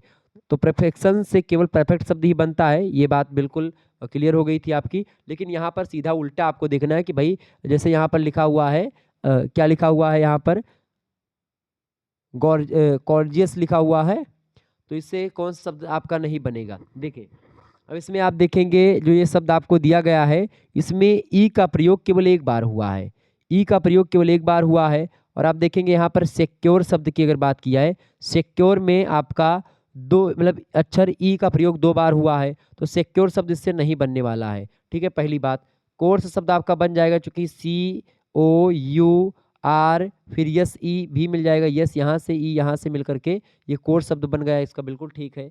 ऐसे ही यहाँ पर देखेंगे ग्रास शब्द आपका बन जाएगा जी आर ए, देखिए जी भी है आर ए है भी, तो जी आर ए। उसके बाद में सी भी आपको मिल जाएगा, एक ही यहाँ से उठा लो एक सी यहाँ से उठा लो, तो ये भी बन जाएगा। आर्ग्यू भी बन जाएगा ए आर, ठीक है। जी यू ई भी आपको मिल जाएगा। जबकि सिक्योर शब्द में 2 बार ई है और इसमें केवल एक ही बार ई है, तो सिक्योर शब्द इससे नहीं बनेगा। सिंपल दिख रहा है, तो ऑप्शन नंबर इसका ही करेक्ट आंसर हो जाएगा, सिक्योर शब्द नहीं बनेगा। आगे देखेंगे स्टूपिड, स्टूपिड से कौन सा शब्द इनमें से नहीं बनेगा? देखिए स्टूपिड से जो आपका देखेंगे पेन जो शब्द है, पेन चूंकि आप देखेंगे यहाँ पर यन दिया गया है और स्टूपिड में कोई यन नहीं दिया गया है। बाकी पूड़ी तो बन जाएगा पी यू डी आई बन जाएगा इससे, टिप्स भी बन जाएगा टी आई पी एस बिल्कुल बन जाएगा, पुष्ट भी बन जाएगा पी यू यस टी बिल्कुल यस टी वो भी उसमें है। लेकिन यन शब्द इसमें आपको नहीं दिया गया है और ना ही ई शब्द दिया गया है। ठीक है, तो इससे पेन शब्द आपका नहीं बनेगा, बाकी तीनों बनते हैं। ऑप्शन नंबर इसका आ करेक्ट आंसर हो जाएगा, पेन शब्द इससे नहीं बनता है। तो यही पूछा गया क्या कि कौन सा शब्द नहीं बनता है। अगला प्रश्न है ऑर्गेनाइजेशन शब्द से कौन सा शब्द इनमें से नहीं बनेगा? ऑर्गेनाइजेशन में आप देखेंगे ऑर्गेनाइजेशन में क्या है, देखिए ऑर्गेनाइजेशन में देखिए यहाँ पर सबसे पहली बात ऑर्गेनाइजेशन देखें गेन तो बन जाएगा इससे, क्योंकि GAIN बिल्कुल हो जाएगा। रेशन भी हो जाएगा, ठीक है। नेशन भी बन जाएगा। स्टेशन बनने में दिक्कत इसलिए क्योंकि यहाँ पर टी एक बार है, यहाँ पर 2 टी है, तो इसलिए स्टेशन शब्द इससे नहीं बनेगा। Option number A correct answer होगा इसका। अगला प्रश्न आपकी स्क्रीन पर आ चुका है। प्रश्न आपको दिया गया है करस्पॉन्ड, कोरिस्पॉन्ड। तो कोरिस्पॉन्ड जो है इससे कौन शब्द नहीं बनेगा? देखिए कोरिस्पॉन्ड से देखिए ड्रॉप शब्द बिल्कुल बन रहा है, डी आपका इसमें दिया गया है, डी बिल्कुल दिया गया है, आर भी दिया गया है, आर ओ भी दिया गया है और पी भी दिया गया है, तो बिल्कुल बन जाएगा। कोड शब्द आपका देखेंगे बनेगा सी दिया गया है बिल्कुल है, ओ दिया गया है, ओ भी दिया गया है, डी भी दिया गया है, डी भी दिया गया है, ई भी दिया गया है, ई भी दिया गया है, तो कोड भी शब्द बनता है। ऐसे ही रोड शब्द भी बन जाएगा, आर दिया गया है, ओ दिया गया है, डी दिया गया है आपका और ई दिया गया, तो रोड भी बन गया। यानी ग्रिप शब्द आपका इसमें नहीं बनेगा, क्योंकि जी आपको तो यहाँ पर पूरे के पूरे कोरिस्पॉन्ड में जी ही नहीं दिया है, तो जी आपको नहीं दिया गया इनमें से। ठीक है। और इसके अलावा आई शब्द यहाँ पर दिया गया, आई भी इसमें आपको नहीं दिख रहा है, तो यहाँ पर ग्रिप शब्द जो है इससे नहीं बनेगा कोरिस्पॉन्ड से, तो डी ऑप्शन इसका करेक्ट आंसर हो जाएगा। आगे देखिएगा, अगला क्वेश्चन आपकी स्क्रीन पर आ चुका है। डिपार्टमेंट, डिपार्टमेंट से कौन सा शब्द इनमें से नहीं बनेगा? देखिए डिपार्टमेंट की अगर बात की तो देखिए rent, R R E E N N, ठीक है, टी टी, बिल्कुल रेंट बन जाएगा। पेयर की अगर बात की तो पेयर देखेंगे क्या होता है, देखें पी मिल रहा है, पी मिल रहा है, ए भी मिल रहा है, ए भी मिल रहा है। आई अगर देखेंगे इसमें आई आई आई आई आई आई नहीं मिल रहा है, तो पेयर जो शब्द है यही नहीं बनेगा, ठीक है। आर तो मिल रहा है लेकिन आई नहीं मिल रहा है, तो पेयर में आई का प्रयोग हुआ है और मूल शब्द में आई का प्रयोग नहीं हुआ है। बाकी पेरेंट भी बन जाएगा, P A R E N T, बिल्कुल पेरेंट बन जाएगा, पी ए आर और ई एन टी यहाँ पर आप लगा सकते हैं, बिल्कुल पेरेंट भी बन जाएगा, मींट भी बन जाएगा आपका, लेकिन पेयर शब्द नहीं बनेगा डिपार्टमेंट से, तो ऑप्शन नंबर इसका बी करेक्ट आंसर हो जाएगा। बिल्कुल ऐसे ही आपको ये हल करना होता है। आगे देखेंगे, अगला क्वेश्चन आपकी स्क्रीन पर आ चुका है, बढ़िया प्रश्न परीक्षा की दृष्टि से, बहुत ही ध्यान से देखेंगे। चले, ऐसे प्रश्न आपकी परीक्षा में आते हैं तो बहुत ही बारीकी के साथ हम लोग अध्ययन कर रहे हैं और तीव्र गति से भी आगे बढ़ रहे हैं। आपको मज़ा आ रहा होगा पढ़ने में रीजनिंग को, और बहुत ही आसान तरीके से आपके समझ में आ रहा होगा, कोई दिक्कत की बात नहीं होनी चाहिए। आगे बढ़ा जाए, बिल्कुल चले। अगला प्रश्न है, एक कक्षा में सोनू का क्रमांक ऊपर से 8वां है और नीचे से 28वां है, उस कक्षा में कुल कितने विद्यार्थी हैं? जब भी ऐसा आपसे प्रश्न पूछे कि ये कक्षा में सोनू का क्रमांक कितना है, फलाना है, धमाका है, और नीचे से उसका स्थान, यानी ऊपर और नीचे से किसी एक व्यक्ति का अगर स्थान आपको दिया जाए, ये बहुत ही सरल प्रश्न होते हैं और ऐसे प्रश्न आपको दिखेंगे तो परेशान हो जाएंगे आप 28 तक क्रम लिखते लिखते। तो ऐसे में आपको क्रम नहीं लिखना है, सीधे एक कक्षा में सोनू का क्रमांक अगर ऊपर से 8वां है, यानी कि अगर लेफ्ट से 8वां है और राइट से कितना है आपका 28वां है, आप दोनों को जोड़ दीजिए और उसके बाद में आप दोनों को जोड़िए, फिर उसके बाद में क्या होगा, दोनों को जोड़िए, फिर उसके बाद में क्या होगा, जोड़ने के बाद में आप एक घटा दो, जो निकलेगा वही आपका हो जाएगा उसमें कुल संख्या। तो आप देखें 28 और 8 कितना होता है, 28 8 होता है आपका कितना भाई, 28 और 8 यानी 8 8 आपका 16 के 6 हासिल है 1 और 2 1 3, यानी 36 आता है। 36 में से आप एक घटा दीजिए, 36 में से आप एक घटाएंगे तो कितना हो जाएगा 35, यानी कक्षा में कुल कितने जो है छात्र हैं, कक्षा में कुल मिलाकर के 35 छात्र हैं, ठीक है। 35 ऑप्शन में कहीं पर दिख रहा है, बिल्कुल ऑप्शन नंबर सी में आपको 35 दिख रहा है, करेक्ट आंसर हो जाएगा। तो जब भी आपको क्या दिया जाए, एक कक्षा में किसी एक व्यक्ति का ऊपर से और नीचे से स्थान दिया जाए और पूछा जाए कक्षा में कुल कितने व्यक्ति हैं, तो आप दोनों को जोड़ करके और उनमें से एक घटा दें, तो जो निकलेगा वही आपकी कुल संख्या हो जाएगी। ये ट्रिक होती है हल करने की, ये बात ध्यान रखेंगे। तो ऑप्शन नंबर इसका बिल्कुल क्या करेक्ट आंसर हो जाएगा, C option is right answer. आगे देखिएगा, अगला प्रश्न, नेहा का छोटा भाई सचिन अनीता से बड़ा है। नेहा का छोटा भाई सचिन जो है किससे बड़ा है, अनीता से बड़ा है। किरण जो कि प्रिया से छोटी है परंतु नेहा से बड़ी है, इसमें सबसे बड़ा कौन है? बढ़िया प्रश्न आपसे पूछा गया है, ठीक है। तो इसको कैसे हल करेंगे, तो देखें सबसे पहली बात, किरण जो प्रिया से छोटी है, किरण कौन है? देखिए एक शब्द यहाँ पर बनेगा किरण, मान लेते कोई किरण है, सबसे पहली बात यहाँ पर मान लेते कोई किरण है, ठीक है, किरण। तो किरण क्या है, जो कि प्रिया से छोटी है, तो प्रिया इससे बड़ी होगी किरण से, बिल्कुल। तो किरण से क्या बड़ी है, प्रिया बड़ी है, यानी मैंने यहाँ पर प्रिया कर दिया। प्रिया बड़ी है किससे, किरण से बड़ी है। अब देखें किरण जो कि प्रिया से छोटी है, बिल्कुल प्रिया से छोटी होगी, परंतु नेहा से बड़ी है किरण। अब नेहा से बड़ी है यानी कि कोई नेहा है उससे बड़ी है, तो नेहा से बड़ी कौन है, नेहा से बड़ी है किरण। तो ऐसे आपका बनेगा, नेहा से कौन बड़ी है, किरण बड़ी है ना, तो यहाँ पर देखेंगे उल्टा हो गया। देखिए किरण बड़ी है किससे, नेहा से, तो नेहा यहाँ पर हो जाएंगी। देखिए क्या पूछा गया, किरण जो है वो प्रिया से छोटी है, तो प्रिया से छोटी हो गई किरण, बिल्कुल ठीक है छोटी है, लेकिन नेहा से बड़ी है, तो नेहा से बड़ी मैंने यहाँ पर दिखा दिया। अब आपसे आगे कह रहा है कि नेहा का छोटा भाई सचिन है, यानी नेहा का भी छोटा भाई, यानी नेहा बड़ी है अपने छोटे भाई से, सचिन कौन है, उसका छोटा भाई है, यहाँ पर सचिन हो जाएगा। देखिए सचिन जो है वो किससे छोटा, मतलब कि भाई छोटा है, नेहा का छोटा भाई है, ठीक है। अनीता से बड़ा है, वो किससे बड़ा है, सचिन अनीता से बड़ा है, यानी अनीता सबसे लास्ट में हो जाएंगे, सचिन अनीता से बड़ा होगा। अनीता जो है सबसे छोटी है इसमें, अनीता से बड़े आपके सचिन है, सचिन से बड़ी नेहा है, नेहा से बड़ी किरण है और किरण से बड़ी प्रिया है। ये आपका पूरा मैंने आपको एक पूरा क्लियर बना दिया। अब आपसे प्रश्न क्या पूछा गया है, इसमें सबसे बड़ा कौन है, सबसे बड़ा ऑप्शन में कौन है भाई, देखिए यहाँ पर प्रिया जो है सबसे बड़ी दिख रही है, बिल्कुल प्रिया सबसे बड़ी है, ऑप्शन नंबर बा में प्रिया दी है, करेक्ट आंसर हो जाएगा प्रिया। प्रिया जो है सबसे बड़ी है, option number B correct answer होगा इसका। आगे देखिएगा, अगला क्वेश्चन आपकी स्क्रीन पर आ चुका है, फटाफट से आप देखेंगे, वीडियो को लाइक और शेयर करते रहिएगा, ऐसे ही प्रश्न आपकी परीक्षा में आएंगे, ध्यान रखेंगे। प्रश्न है, 5 व्यक्ति ABCDE सड़क पर टहल रहे हैं। डी ए से आगे है, ई बी का अनुसरण कर रहा है, ई ए और बी के बीच में था, कतार के मध्य में कौन बैठा है। बहुत ही बढ़िया प्रश्न है। आपसे यहाँ पर सीधे सीधे कह रहा है कि जो है 5 व्यक्ति टहलते हैं और टहल कैसे रहे हैं। आपसे सीधे सीधे कह रहा है कि ई जो है बी का अनुसरण कर रहा है। सबसे पहली बात ये तो हमको क्लियर हुई कि ई जो है बी का अनुसरण कर रहा है, तो हमने मान लेते हैं ई को यहाँ पर रखा और ई किसका अनुसरण कर रहा है, बी का, यानी कि बी आगे चल रहा है और बी के पीछे पीछे ई भी चल रहा है उसके पीछे। अब देखिए आगे कह रहा है कि सी ए और बी के बीच में था, ए और बी के बीच में सी था, यानी कि ए और बी, तो बी यहाँ पर अगर होगा तो सी जो है किसके, सी यहाँ पर हो जाएगा, ठीक है, सी यहाँ पर हो जाएगा और सी जो है ए और बी के बीच में है तो ए यहाँ पर हो जाएगा, चूंकि ए के बीच में है तो ए भी आगे चल रहा है। क्लियर।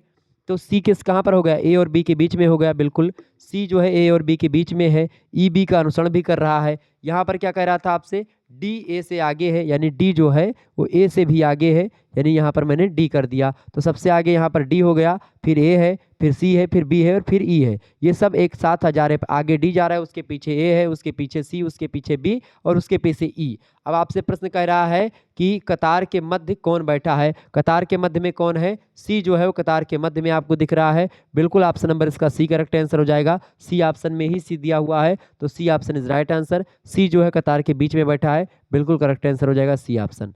ओके, आगे देखिएगा।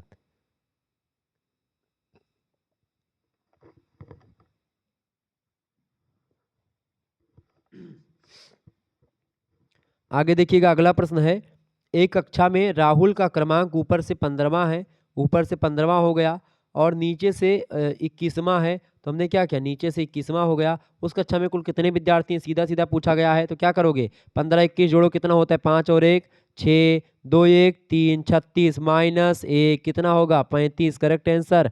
ऑप्शन नंबर बी में दिया 35 करेक्ट आंसर हो जाएगा बी ऑप्शन। बिल्कुल B option is right answer, इसका 35 नंबर करेक्ट आंसर हो जाएगा। चूंकि नीचे ऊपर से अगर स्थान दिया है आपको तो सीधे कुल अगर निकालना है संख्या का, ठीक है, कुल निकालना है तो क्या करेंगे, क्या करेंगे भैया, दो संख्या मतलब दोनों को जोड़ देंगे और एक घटा देंगे, कुल विद्यार्थियों की संख्या निकल आएगी, तो 35 करेक्ट आंसर हो जाएगा इसका। आगे देखेंगे, अगला प्रश्न है, 40 विद्यार्थियों की कक्षा में राजू का क्रमांक 19वां है, अंतिम से उसका क्रम क्या होगा। अब देखिए यहाँ पर उसी को घुमा दिया गया है। अब सीधे सीधे आपको यहाँ पर कैसे हल करना है, देखिए आपसे कह रहा है 40, कुल मिलाकर के 40 विद्यार्थी हैं, 40 विद्यार्थियों में से राजू का जो क्रमांक है कितना है, 19वां है। तो ऐसे अगर प्रश्न पूछे जाएं तो आपको जितना कुल संख्या दी जाए उसमें जो भी क्रम आपको दिया जाए वो आप क्या कर दें, घटा दें। जैसे ही आप घटाए देंगे तो घटाने के बाद में जो आता है, अब इनमें से घटाएंगे तो कितना आएगा, 21 आएगा। 21 में आप हमेशा एक जोड़ दें, एक जोड़ करके वो स्थान आएगा उसका अंतिम से निकल आएगा, ठीक है, क्या होगा, 22वां स्थान जो होगा उसका होगा। एक जोड़ेंगे इसमें, जब कुल संख्या दी हो और प्राथमिक जो है प्रथम से या अंतिम से कोई संख्या आपको दी जाए कि भाई फलाने अंतिम से 19वां है या 18वां है और वो लास्ट से कितना होगा, तो आप क्या करेंगे, कुल संख्याओं में से जितना दिया गया है अंक उसको घटा करके और एक जोड़ देंगे तो आपका अंतिम का अंक निकल आएगा, ठीक है। लेकिन अगर अब यहीं पर आप देखिए 22वां शब्द है, अब इसमें दूसरी बड़ी ट्रिक हम फॉलो करते हैं कि भाई 19 और 22 को जोड़ो कितना होता है, तो 9 2 11 होता है, ठीक है, और 2 1 3 होता है, कितना होता है, 2 1 3, 9 2 11 के 1 हासिल 3 41 हो गया ना, 41 और माइनस 1 करेंगे तभी तो 40 आएगा। तो उसमें हम क्या करते थे, क्योंकि नीचे से 22वां है ऊपर से 19वां है, दोनों को जोड़ करके घटा देंगे तो आपका कुल निकल आएगा। तो ऐसे ही आपको सीधे सीधे करना क्या है कि आपको सीधे सीधे करना, आप ऐसे वैसे देख लें, यल 19वां और प्लस में मैं मान लेते हैं एक्स मान लेता हूँ, इसको बराबर में मैं 40 कर देता हूँ, ठीक है, और माइनस का 1 कर देता हूँ यहाँ पर, ठीक है, माइनस का 1, क्योंकि जोड़ने के बाद में जो आएगा उसको 1 घटाते थे हम लोग, ठीक है, तभी तो पूरा निकलता था, 1 घटाते थे। अब इसको क्या करेंगे, यल 19 यहाँ पर ऐसे लिख दे रहे हैं और आपका 40 उधर मतलब कि 40 से जा करके वो घट जाएगा, ठीक है। अब 40 से एक्स यल प्लस एक्स और इधर जाकर के 40 में वो जुड़ जाएगा, माइनस का 1 प्लस 1 हो जाएगा, तो 41 हो गया। तो यल 19 बराबर कितना हो जाएगा आपका, 40 1 41 और ये एक्स उधर जाकर के मतलब अगर बोलेंगे तो 19 आपका जो हो जाएगा, ये 41 से जाकर के घट जाएगा 19, तो 19 से अगर घट जाएगा तो एक्स का मान आपका डायरेक्ट निकल आएगा। तो वही मैंने यहाँ पर किया है, बड़ा सरल तरीका होता तो बिल्कुल आपके समझ में आ गया होगा। 22वां स्थान उसका बिल्कुल करेक्ट आंसर है, ए ऑप्शन इसका राइट आंसर होगा। आगे देखिएगा, अगला क्वेश्चन आपकी स्क्रीन पर आ चुका है। 5 मित्रों के बीच में ए बी से भारी है, सी डी से हल्का है, बी डी से हल्का है, लेकिन ई से भारी है। इनमें से कौन सबसे भारी है? बहुत ही बढ़िया प्रश्न है। परीक्षा में आपसे ऐसे प्रश्न पूछने की उम्मीद बहुत ज़्यादा होती है। अब यहाँ पर अगर मैं इसको हल करता हूँ तो कैसे हल करूँगा इसको भाई? देखें, इसको हल करने का तरीका क्या है? इसको हल करने का तरीका यही है कि देखें, सबसे पहले हमको क्या बनाना है? ए बी से भारी हमने क्या कर लिया? ए भारी है किससे? बी से भारी है। सी डी से हल्का है, यानी कि सी जो है वो डी से हल्का है, यानी कि डी जो है सी किससे हल्का है? डी से हल्का, यानी कि सी डी से हल्का है, बिल्कुल ठीक है। ई बी से हल्का है, क्या कह रहा है? बी डी से हल्का है। बी जो है वो डी से हल्का है, बिल्कुल आपका बी डी से हल्का है, लेकिन ई से भारी है। तो बी किससे भारी है भाई? बी ई से भारी है। और इसके अलावा क्या कह रहा है? बी ई से भारी है। और बी जो है डी से कह रहा है, बी डी से हल्का है। तो बी जो है वो डी से हल्का, यानी कि डी जो है ज़्यादा पावरफुल है इससे। क्लियर? अब इसका क्या बनेगा कॉम्बिनेशन? कॉम्बिनेशन का सीधा सीधा क्या बनेगा? देखिए, ए और बी का तो कॉम्बिनेशन बनता है, और बी अब चूंकि बी बड़ा है किससे? ई से, तो यहाँ पर पूछा क्या गया है कि इनमें सबसे भारी कौन है? सबसे भारी कौन है? देखें, क्योंकि यहाँ पर बाकी का संबंध तो आपको दिया गया है, लेकिन यहाँ पर डी और ए का संबंध आपको यहाँ पर नहीं दिख रहा है। डी और ए कैसे संबंधित है ये आपको नहीं दिख रहा है। ऐसी स्थिति में क्या होगा? इसमें आंकड़े जो है अपर्याप्त है, यानी ज्ञात नहीं किया जा सकता। चूंकि इसमें सबसे भारी ज्ञात इसलिए नहीं हो पाएगा चूंकि आंकड़े अपर्याप्त दिए गए हैं। ठीक है, डी बी इन सभी का तो संबंध ज्ञात हो जाएगा, ठीक है, लेकिन आपका ए और ई के बीच का संबंध नहीं ज्ञात हो पा रहा, तो इससे ये नहीं पता चलेगा कि कौन सबसे ज़्यादा भारी है। क्लियर? तो इसका ऑप्शन नंबर क्या लगा देंगे? सी ऑप्शन, ज्ञात नहीं किया जा सकता। आगे देखिएगा, अगला क्वेश्चन आपकी स्क्रीन पर आ चुका है। बढ़िया प्रश्न है, परीक्षा की दृष्टि से इंपॉर्टेंट है। आप देखेंगे, प्रश्न है, एक मिनट। प्रश्न क्या है कि किसी क्रिया के लिए तथ्यों एवं अंकों को एक स्थान पर सुव्यवस्थित रूप से एकत्र करना क्या कहलाता है? बढ़िया प्रश्न परीक्षा की दृष्टि से बताएंगे। प्रश्न क्या पूछा गया है? प्रश्न आपसे पूछा गया है भाई, प्रश्न क्या पूछा गया भाई? प्रश्न आपसे पूछा गया है कि किसी क्रिया के लिए तथ्यों एवं अंकों को एक स्थान पर व्यवस्थित रूप से एकत्र करना क्या कहलाता है? बताएंगे, फटाफट से आप बताने का प्रयास करेंगे। इंपॉर्टेंट प्रश्न है आपकी परीक्षा की दृष्टि से।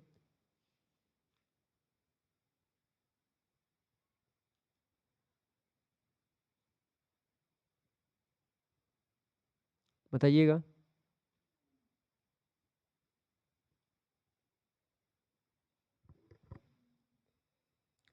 बिल्कुल बिल्कुल, किसी क्रिया के लिए तथ्यों एवं अंकों को एक स्थान पर सुव्यवस्थित रूप से एकत्र करना कहलाता है आंकड़े।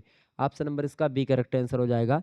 अगला क्वेश्चन से डाटा बोलते हैं उसको। नेक्स्ट क्वेश्चन, सही निर्णय लेने के लिए आवश्यक है सही आंकड़े, सही गणना, सही सूचना। बिल्कुल, ये तीनों सही होने चाहिए, तभी सही निर्णय ले पाएंगे आप। ऑप्शन नंबर इसका डी करेक्ट आंसर होगा। अगला क्वेश्चन से, कैलकुलेटर स्मृति होती है, कैलकुलेटर की स्मृति होती है। कैलकुलेटर की स्मृति सीमित आंतरिक स्मृति होती है। ऑप्शन नंबर इसका ए करेक्ट आंसर होगा। अगला प्रश्न आपसे बन सकता है एग्जाम में, आकार के आधार पर कंप्यूटर होते हैं। आकार के आधार पर कंप्यूटर 4 प्रकार के होते हैं। ऑप्शन नंबर इसका सी करेक्ट आंसर हो जाएगा। अगला प्रश्न है, भौतिक राशियों की गणना में प्रयुक्त होते हैं। तो भौतिक राशियों की गणना में क्या प्रयुक्त होते हैं? एनालॉग कंप्यूटर जो होते हैं, एनालॉग कंप्यूटर और भौतिक राशियों की गणना में प्रयुक्त होते हैं। ऑप्शन नंबर इसका बी करेक्ट आंसर होगा। अगला प्रश्न, मिनी कंप्यूटर को एक साथ प्रयोग कर सकते हैं कितने व्यक्ति? 2 व्यक्ति, 10 व्यक्ति, 64 व्यक्ति या असंख्य व्यक्ति? तो मिनी कंप्यूटर को एक साथ 64 व्यक्ति प्रयोग कर सकते हैं। ऑप्शन नंबर इसका सी करेक्ट आंसर होगा। अगला प्रश्न, भारत में विकसित सुपर कंप्यूटर है। बहुत महत्वपूर्ण प्रश्न, परीक्षा में कई बार पूछा गया है। परम 10,000 जो कंप्यूटर है ये भारत में विकसित सुपर कंप्यूटर है। ऑप्शन नंबर इसका दा करेक्ट आंसर होगा। अगला प्रश्न, कम कीमत के कंप्यूटर हैं। कम कीमत के कंप्यूटर इनमें से कौन से हैं? माइक्रो कंप्यूटर जो होते हैं वो कम कीमत के होते हैं। ऑप्शन नंबर इसका बी करेक्ट आंसर हो जाएगा। आगे देखिएगा, अगला प्रश्न, वर्तमान में कंप्यूटर में कौन सी नंबर प्रणाली प्रयुक्त की जाती है? तो वर्तमान में कंप्यूटर में बाइनरी नंबर जो होता है उसका प्रयोग किया जाता है, बाइनरी नंबर पद्धति। Option number A correct answer हो जाएगा। इंपॉर्टेंट प्रश्न है। अगला क्वेश्चन आप देखेंगे, हाइब्रिड कंप्यूटर वह है जिसमें पाए जाते हैं। हाइब्रिड कंप्यूटर वह है जिसमें पाए जाते हैं क्या? जिसमें पाए जाते हैं एनालॉग कंप्यूटर के गुण और डिजिटल कंप्यूटर दोनों के गुण पाए जाते हैं, उसी को हाइब्रिड कंप्यूटर बोलते हैं। ऑप्शन नंबर इसका सा करेक्ट आंसर हो जाएगा। आ और बा दोनों के गुण, ठीक है। नीचे प्रश्न आपको दिया गया है, बिखरे हुए आंकड़ों को अंकीय रूप में एकत्र करने या एकत्र करके उन पर क्रिया करने वाले कंप्यूटर क्या कहलाते हैं? तो उन कंप्यूटर को हम लोग बोलते हैं डिजिटल कंप्यूटर, ये बात ध्यान रखेंगे। तो बिखरे हुए आंकड़ों को अंकीय रूप में एकत्र करके उन पर क्रिया करने वाले कंप्यूटर को डिजिटल कंप्यूटर बोलते हैं, ये बात ध्यान रखेंगे। डिजिटल कंप्यूटर और एनालॉग कंप्यूटर के गुण मिलाकर के हाइब्रिड कंप्यूटर का निर्माण होता है। क्लियर? आगे देखिएगा अगला प्रश्न। ये प्रश्न आपकी स्क्रीन के लिए बहुत मतलब कि आपकी परीक्षा के लिए बहुत ही महत्वपूर्ण प्रश्न होते हैं। आप इन प्रश्नों में बहुत समय नष्ट करते हैं और ये प्रश्न आपको बहुत सरल होते हैं। दिखने में बहुत ही आपको बड़े दिखते हैं, लेकिन बहुत ही सरल प्रश्न होते हैं। बस आपको एक क्लू ढूंढना होता है, एक ट्रिक पता करनी होती है कि भाई इसमें किया क्या गया है। तो इसी इसी को हम लोग जो है पकड़ने का प्रयास करते हैं। आइए इसको हल करते हैं कि भाई इसमें किया क्या गया है। ठीक है, बहुत ही आसान तरीके से इसको हम लोग पकड़ेंगे। देखें, यहाँ पर 5 और 6 3 8 ये सारा चीज़ दिया गया है। अब यहाँ पर आपको भरना है कि क्या शब्द नंबर आएगा। आप सभी को पता होगा, तो इस प्रकार के प्रश्न हमने देखा होगा। देखिए यहाँ पर आप देखें, सबसे पहली बात गुणा करेंगे 5 का 6 में, और देखें तो 5 छक्का 30 होता है और 8 त्रिक 24 होता है। 8 त्रिक 24 यानी 5 गुणे 6 और 3 मतलब 8 गुणे 3, यानी कि अगर इसमें से घटाएंगे तो आपका 6 आएगा 24। 30 में से 24 घटाएंगे कितना आए? 6 आ गया, बिल्कुल ठीक है। तो यानी 5 छक्का 30 और 8 त्रिक 24, दोनों का नीचे ऊपर ऊपर का गुणा कर लिया, नीचे नीचे का गुणा कर लिया और ऊपर से नीचे को घटा दिया। ठीक है, आ गया आपका 8 त्रिक 24 और 5 छक्का 30, 6 आ गया, बिल्कुल ठीक है। ऐसे ही यहाँ पर हम करेंगे 10 चौको कितना होता है? 40 होता है। 7 दूनी कितना होता है? 14 होता है। 40 में से 14 घटा दिया, यहाँ से उधार लिया, 10 10 में से 6 गए, 10 में से 4 गए 6, यहाँ बचा 3, 3 में से 1 गए, कितना होता है? 2, 26 आया, बिल्कुल 26 बीच में आ गया। यानी कि यही किया जा रहा है कि ऊपर ऊपर का गुणा करके, नीचे नीचे का गुणा करके दोनों को आपस में घटा दिया जा रहा है। जो अंतर आ रहा है उसी को बीच में लिख दिया जा रहा है। ठीक है, 9 सतत कितना होता है? 63 होता है और 6 आठे कितना होता है? 48 होता है। दोनों घटा दो भैया, 13 यहाँ से उधार लिए हैं भाई, 13 13 में से 7 गए, 8 7 कितना होता है? 8 7 15 होता है। 8 6 14 होता है, 8 और 5 13, तो यहाँ पर 5 आ जाएगा। ठीक है, और उसके बाद में यहाँ पर एक कम हुआ, यानी 5 हुआ, 5 में से 4 गए 1, यानी 15। तो 15 यहाँ पर भरा जाएगा। 15 ऑप्शन बा में दिया, बिल्कुल आप सभी के भी करेक्ट आंसर है, बा ऑप्शन बिल्कुल करेक्ट आंसर है। आगे देखिएगा अगला क्वेश्चन। अगला आपको दिया गया है, बढ़िया प्रश्न है, परीक्षा की दृष्टि से ध्यान रखेंगे। ऐसे ही प्रश्न आपकी परीक्षा में आते हैं। ठीक है, देखिए यहाँ पर दिया गया 64 8, ये सब दिया गया है और यहाँ पर आपको डैश खाली स्थान दिया गया। अब इसमें देखना है कि भाई ये 4 कैसे आया, बीच में 4 कैसे आया, बीच में 4 कैसे आया यहाँ पर। ठीक है, यहाँ पर क्या आएगा बीच में, वही हमको ढूंढना है। अब हम लोग ढूंढने जो है यहाँ पर निकलते हैं। ठीक है, अब ढूंढते हैं, कैसे ढूंढेंगे? देखिए यहाँ पर हमने देखा कि भाई इसमें क्या किया जा रहा है, सीधे सीधे इसमें आपको देखेंगे अगर, तो 8 चौको कितना होता है यहाँ पर? 8 चौको, देखिए एक मिनट, यहाँ पर क्या किया जा रहा है? सीधे सीधे देखिए यहाँ पर, देखिए यहाँ पर बड़ी बड़ी संख्याएं दी गई हैं, यहाँ पर छोटी छोटी संख्याएं दी गई है, यानी कि इसमें इसमें कुछ संबंध आपको मिलेगा, तभी ये बनेगा। अब देखिए संबंध स्थापित करते हैं, कैसे आया। तो 8 गुणे 4 करेंगे, 8 चौको 32, यहाँ पर लिखा है सीधे सीधे। 16 16 का गुणा 4 में आप करेंगे, 16 चौको 64, ये भी निकल आया, बिल्कुल ये तो आपका क्लियर होगा। लेकिन क्या यही चीज़ यहीं पर फॉलो हो रही है? इसमें भी देखिए 20 का 4 में गुणा करो, 20 चौको 80, ठीक है। 10 का गुणा 4 में 10 चौको 40, बिल्कुल ठीक है, यहाँ पर ये पर्याप्त हो रहा है। अब ऐसे ही यहाँ पर ऐसी संख्या भरो जिससे सारा गुणा, यानी 5 का गुणा 20 में करो, कितना? 5 का गुणा 5 चौको 20, यानी पर अगर 4 भरेंगे तो 5 चौको 20 हो जाएगा। तो क्या 10 चौको 40 होता है? बिल्कुल होता है, यानी यहाँ पर 4 भरा जाएगा। तो यहाँ पर 4 भरेंगे, 10 चौको 40 और 5 चौको 20, 10 चौको 40 और 20 चौको 80, ठीक है। 8 चौक 32 और 16 चौको 64। तो इस तरीके से ये आपका कंप्लीट हो गया। यहाँ पर क्या भरा जाएगा? आपका 4 भरा जाएगा। ऑप्शन नंबर ए में दिया है 4, करेक्ट आंसर हो जाएगा, बिल्कुल। तो इस तरीके से आपका करेक्ट आंसर हो गया। आगे देखिएगा अगला क्वेश्चन। अगला प्रश्न आपकी स्क्रीन पर आ चुका है, तो ये भी आपका क्लियर हो गया। आगे देखिएगा अगला प्रश्न आपकी स्क्रीन पर आ चुका है। देखें यहाँ पर दिया गया 34, बीच में यहाँ पर 8, यहाँ पर आपको खाली दिया गया। आपका इसको भरना कैसे है? देखें यहाँ पर सीधा सीधा एक फार्मूला आपको यहाँ पर देखना है कि बीच में 34 कैसे आया। अगर हम 12 10 को जोड़ देंगे तो 32 हो जाएगा, तो 8 7 फिर ये नहीं होगा, ये भी ट्रिक नहीं लगेगी। अब इसमें ट्रिक लगाओगी, क्या ट्रिक लगती है इसमें? ट्रिक सीधे सीधे ये लगती है, देखिए 8 सतह कितना होता है? 56 हो गया। और हमने क्या कर दिया, 8 सतह 56 और 12 और 10 को आप जोड़ दें, 12 और 10 कितना होता है? 22 होता है। क्या जोड़ा हमने? अब इसमें से अगर घटाएंगे तो क्या 34 आएगा? एक बार देख लेते हैं। 6 में से 2 गए कितना होता है? 4, ठीक है, बिल्कुल 4 तो लग रहा है कि आ जाएगा।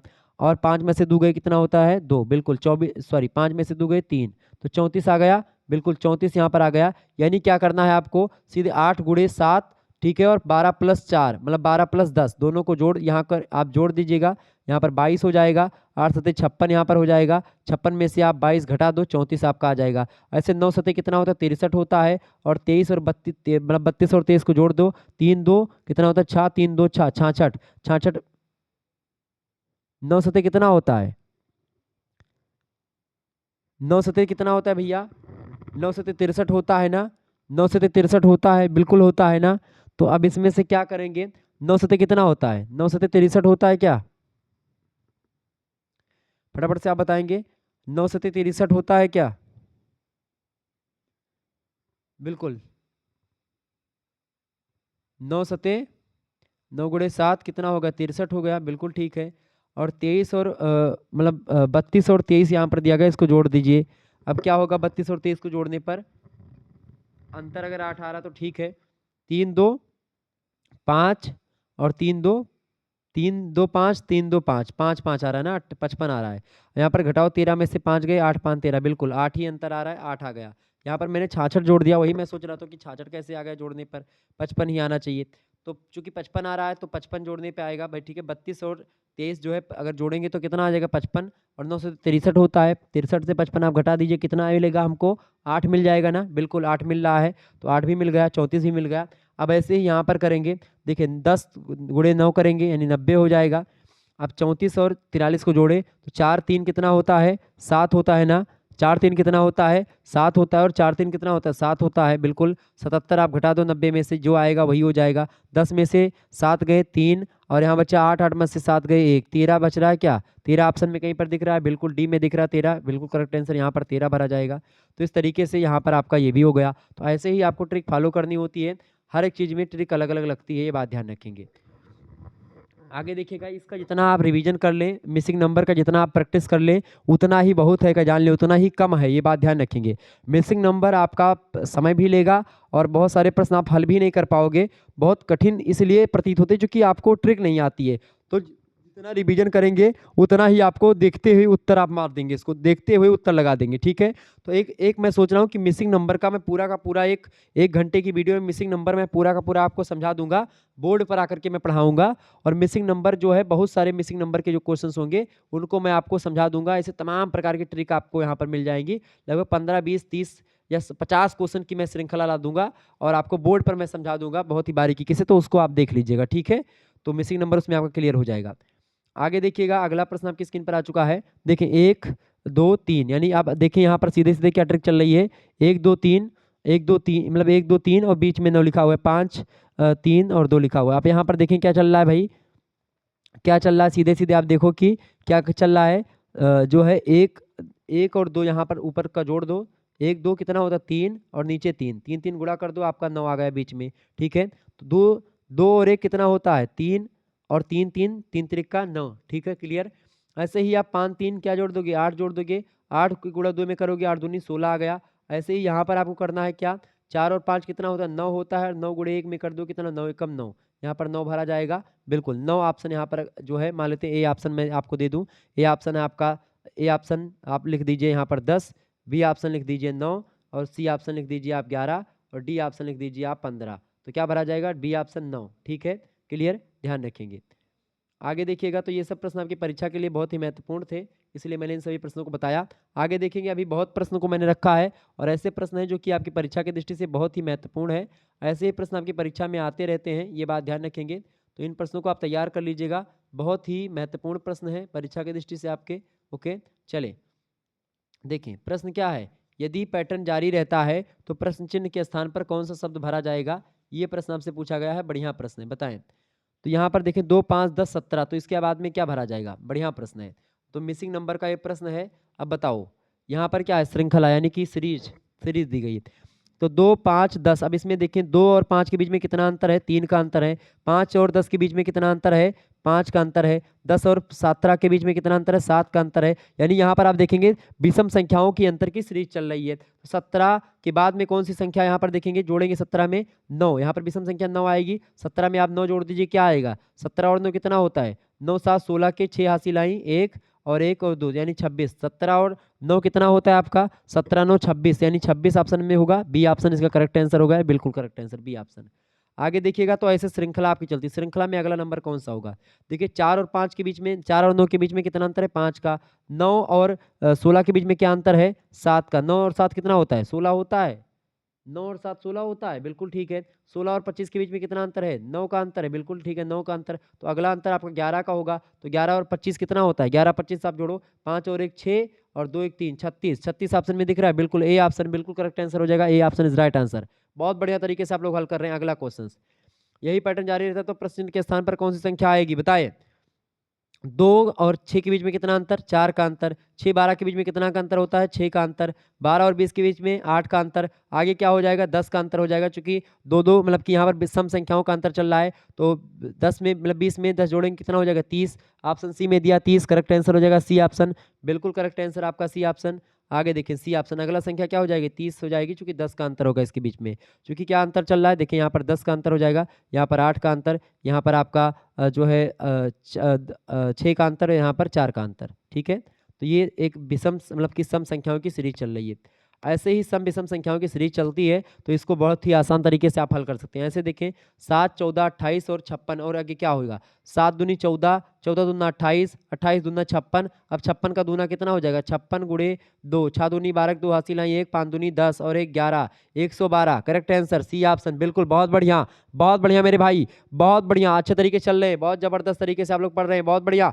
आगे देखिए लुप्त संख्या भरें, फटाफट से आप बताएं। 1 4 5 बीच में क्या भरा जाएगा? 25 36। देखिए यहाँ पर एक जो है ये 1 का क्या हो गया? स्क्वायर। ये 2 का स्क्वायर 4, 2 दूना 4, 3 का स्क्वायर 3 त्रिका 9, 4 का स्क्वायर होगा 4 चौको 16, 4 चौको 16, यहाँ पर 16 भरा जाएगा। ये 5 का स्क्वायर 50 25, 6 का स्क्वायर छक्का 36, 4 का स्क्वायर है यहाँ पर भाई क्या? 4 का स्क्वायर क्या भरा जाएगा? 16 इज राइट आंसर सी। बहुत बढ़िया, बहुत बढ़िया, बहुत अच्छे। चलें आगे देखिएगा, अगला क्वेश्चन आपकी स्क्रीन पर आ चुका। पैटर्न में अगला नंबर कौन सा होगा? 2 4 8 16। देखिए 2 दूना 4, 4 दूना 8, 8 दूनी 16, 16 दूना 32। बहुत बढ़िया, सी ऑप्शन करेक्ट आंसर हो जाएगा, 32 is right answer. Next question बहुत अच्छे तरीके से, अनुक्रम में अगली संख्या क्या होगी? बताएं। अनुक्रम में अगली संख्या क्या होगी? 3 8 15 24 के बाद में क्या आएगा? अंतर देखें, 5 और 3, 3 और 8 के बीच में कितना का अंतर? 5 का अंतर।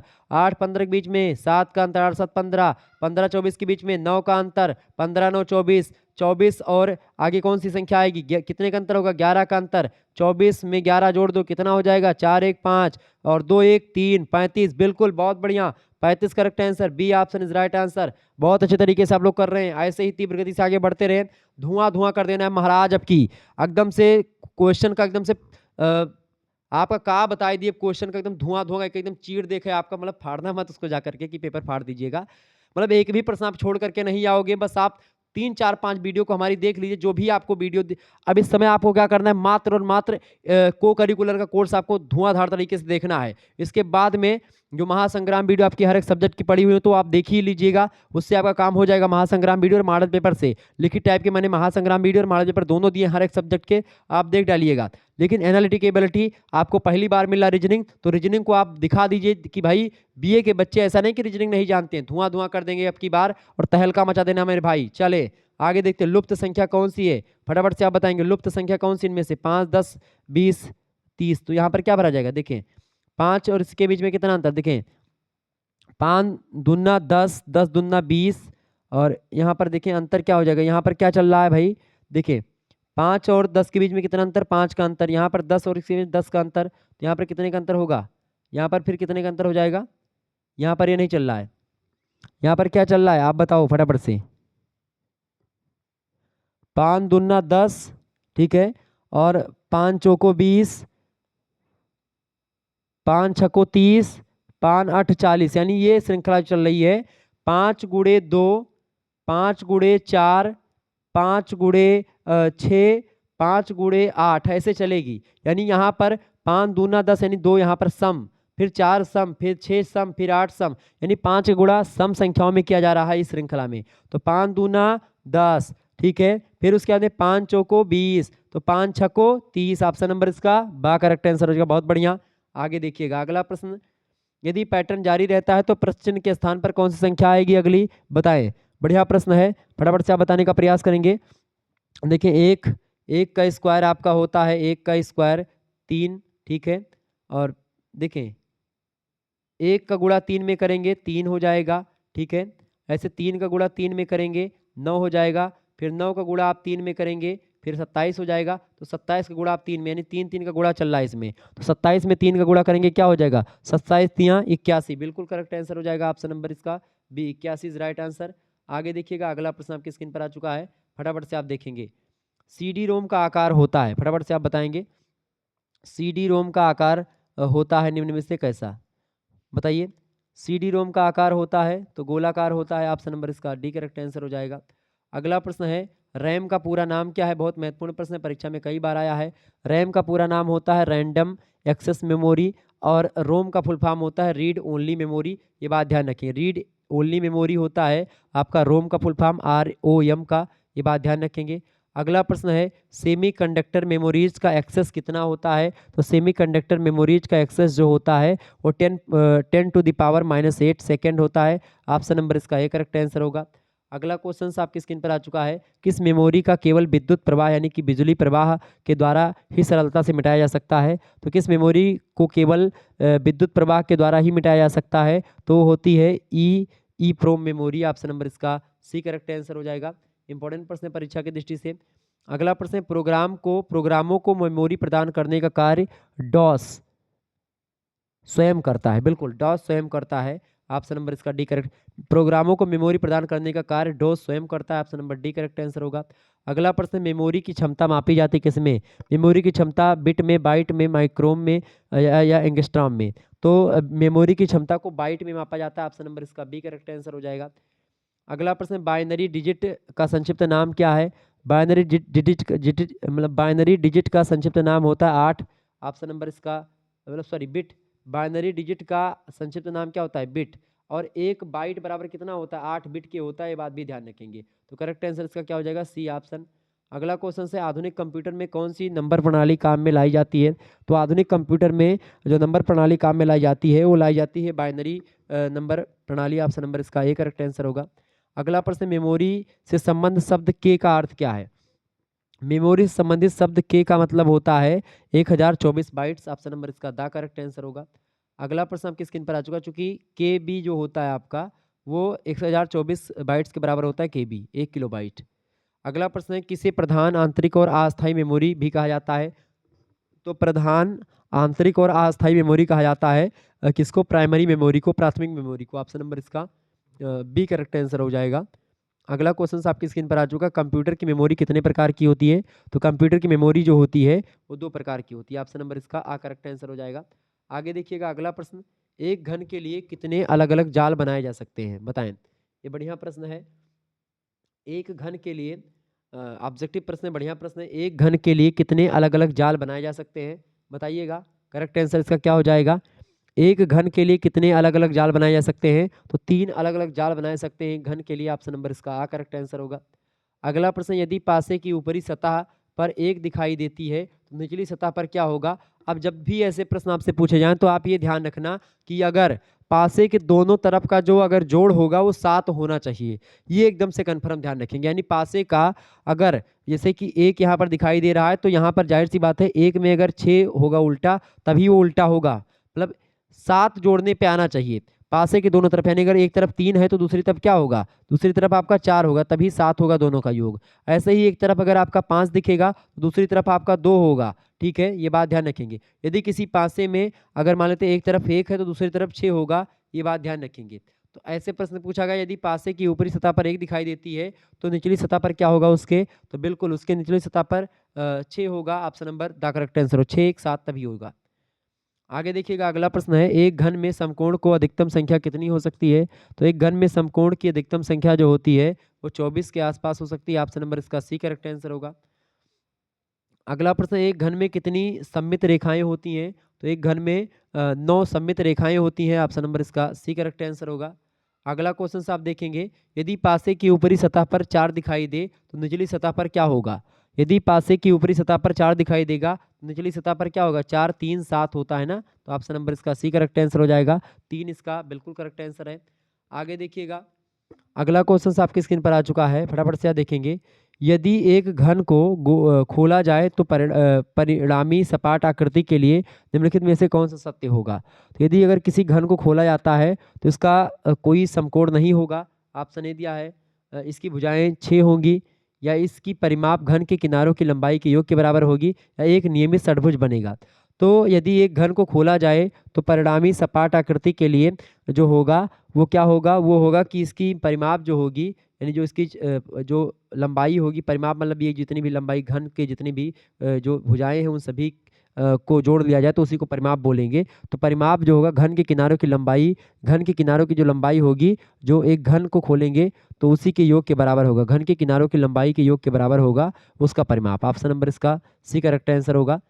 आगे देखिएगा, परिमाप का सीधा सा मतलब समझ रहे हैं ना, परिमाप का जैसे एक ये है आयत है। अब आयत की जैसे मान लीजिए ये भुजा 5 सेंटीमीटर है तो ये भी 5 होती है, ये अगर 6 सेंटीमीटर है तो ये भी 6 सेंटीमीटर होती है, तो ये ठीक है। अब इसकी परिमाप आपसे पूछेगा तो क्या बताओगे, चारों भुजाओं का योग परिमाप हो जाता है इसका। तो देखें 5 5 और 6, 6 5 11, और 11 5 कितना होता है 16, 16 और 6 कितना होता है आपका 22, यानी 22 होता है उसका परिमाप। यानी इन सभी भुजाओं की लंबाई जो है वो परिमाप कहलाती है। ठीक है, ये बात ध्यान रखेंगे। यदि किसी पासे की ऊपरी सतह पर 5 दिखाई दे तो निचली सतह पर क्या होगा, 5 और 2 7 होता है ना, बिल्कुल 5 2 7। ऑप्शन नंबर इसका बी करेक्ट आंसर होगा। अगला प्रश्न, पासे को विपरीत फलकों को किसी भी जोड़े पर संख्याओं का योग क्या होता है। तो किसी भी जोड़े पर संख्याओं का योग 7 होता है। ऑप्शन नंबर इसका सी करेक्ट आंसर हो जाएगा। आगे देखेंगे, अगला क्वेश्चन है, एक घन में कितने विकर्ण खींचे जा सकते हैं। तो एक घन में लगभग और लगभग 12 विकर्ण खींचे जा सकते हैं। ऑप्शन नंबर इसका सी करेक्ट आंसर हो जाएगा। तो इस तरीके से आप लोगों ने बहुत सारे प्रश्नों को समझ लिया। चलिए फिर मिलते हैं हम नेक्स्ट वीडियो में, तब तक के लिए जय हिंद जय भारत। आप सभी का बहुत बहुत धन्यवाद हमारे से जुड़ने के लिए। Good night, all of you.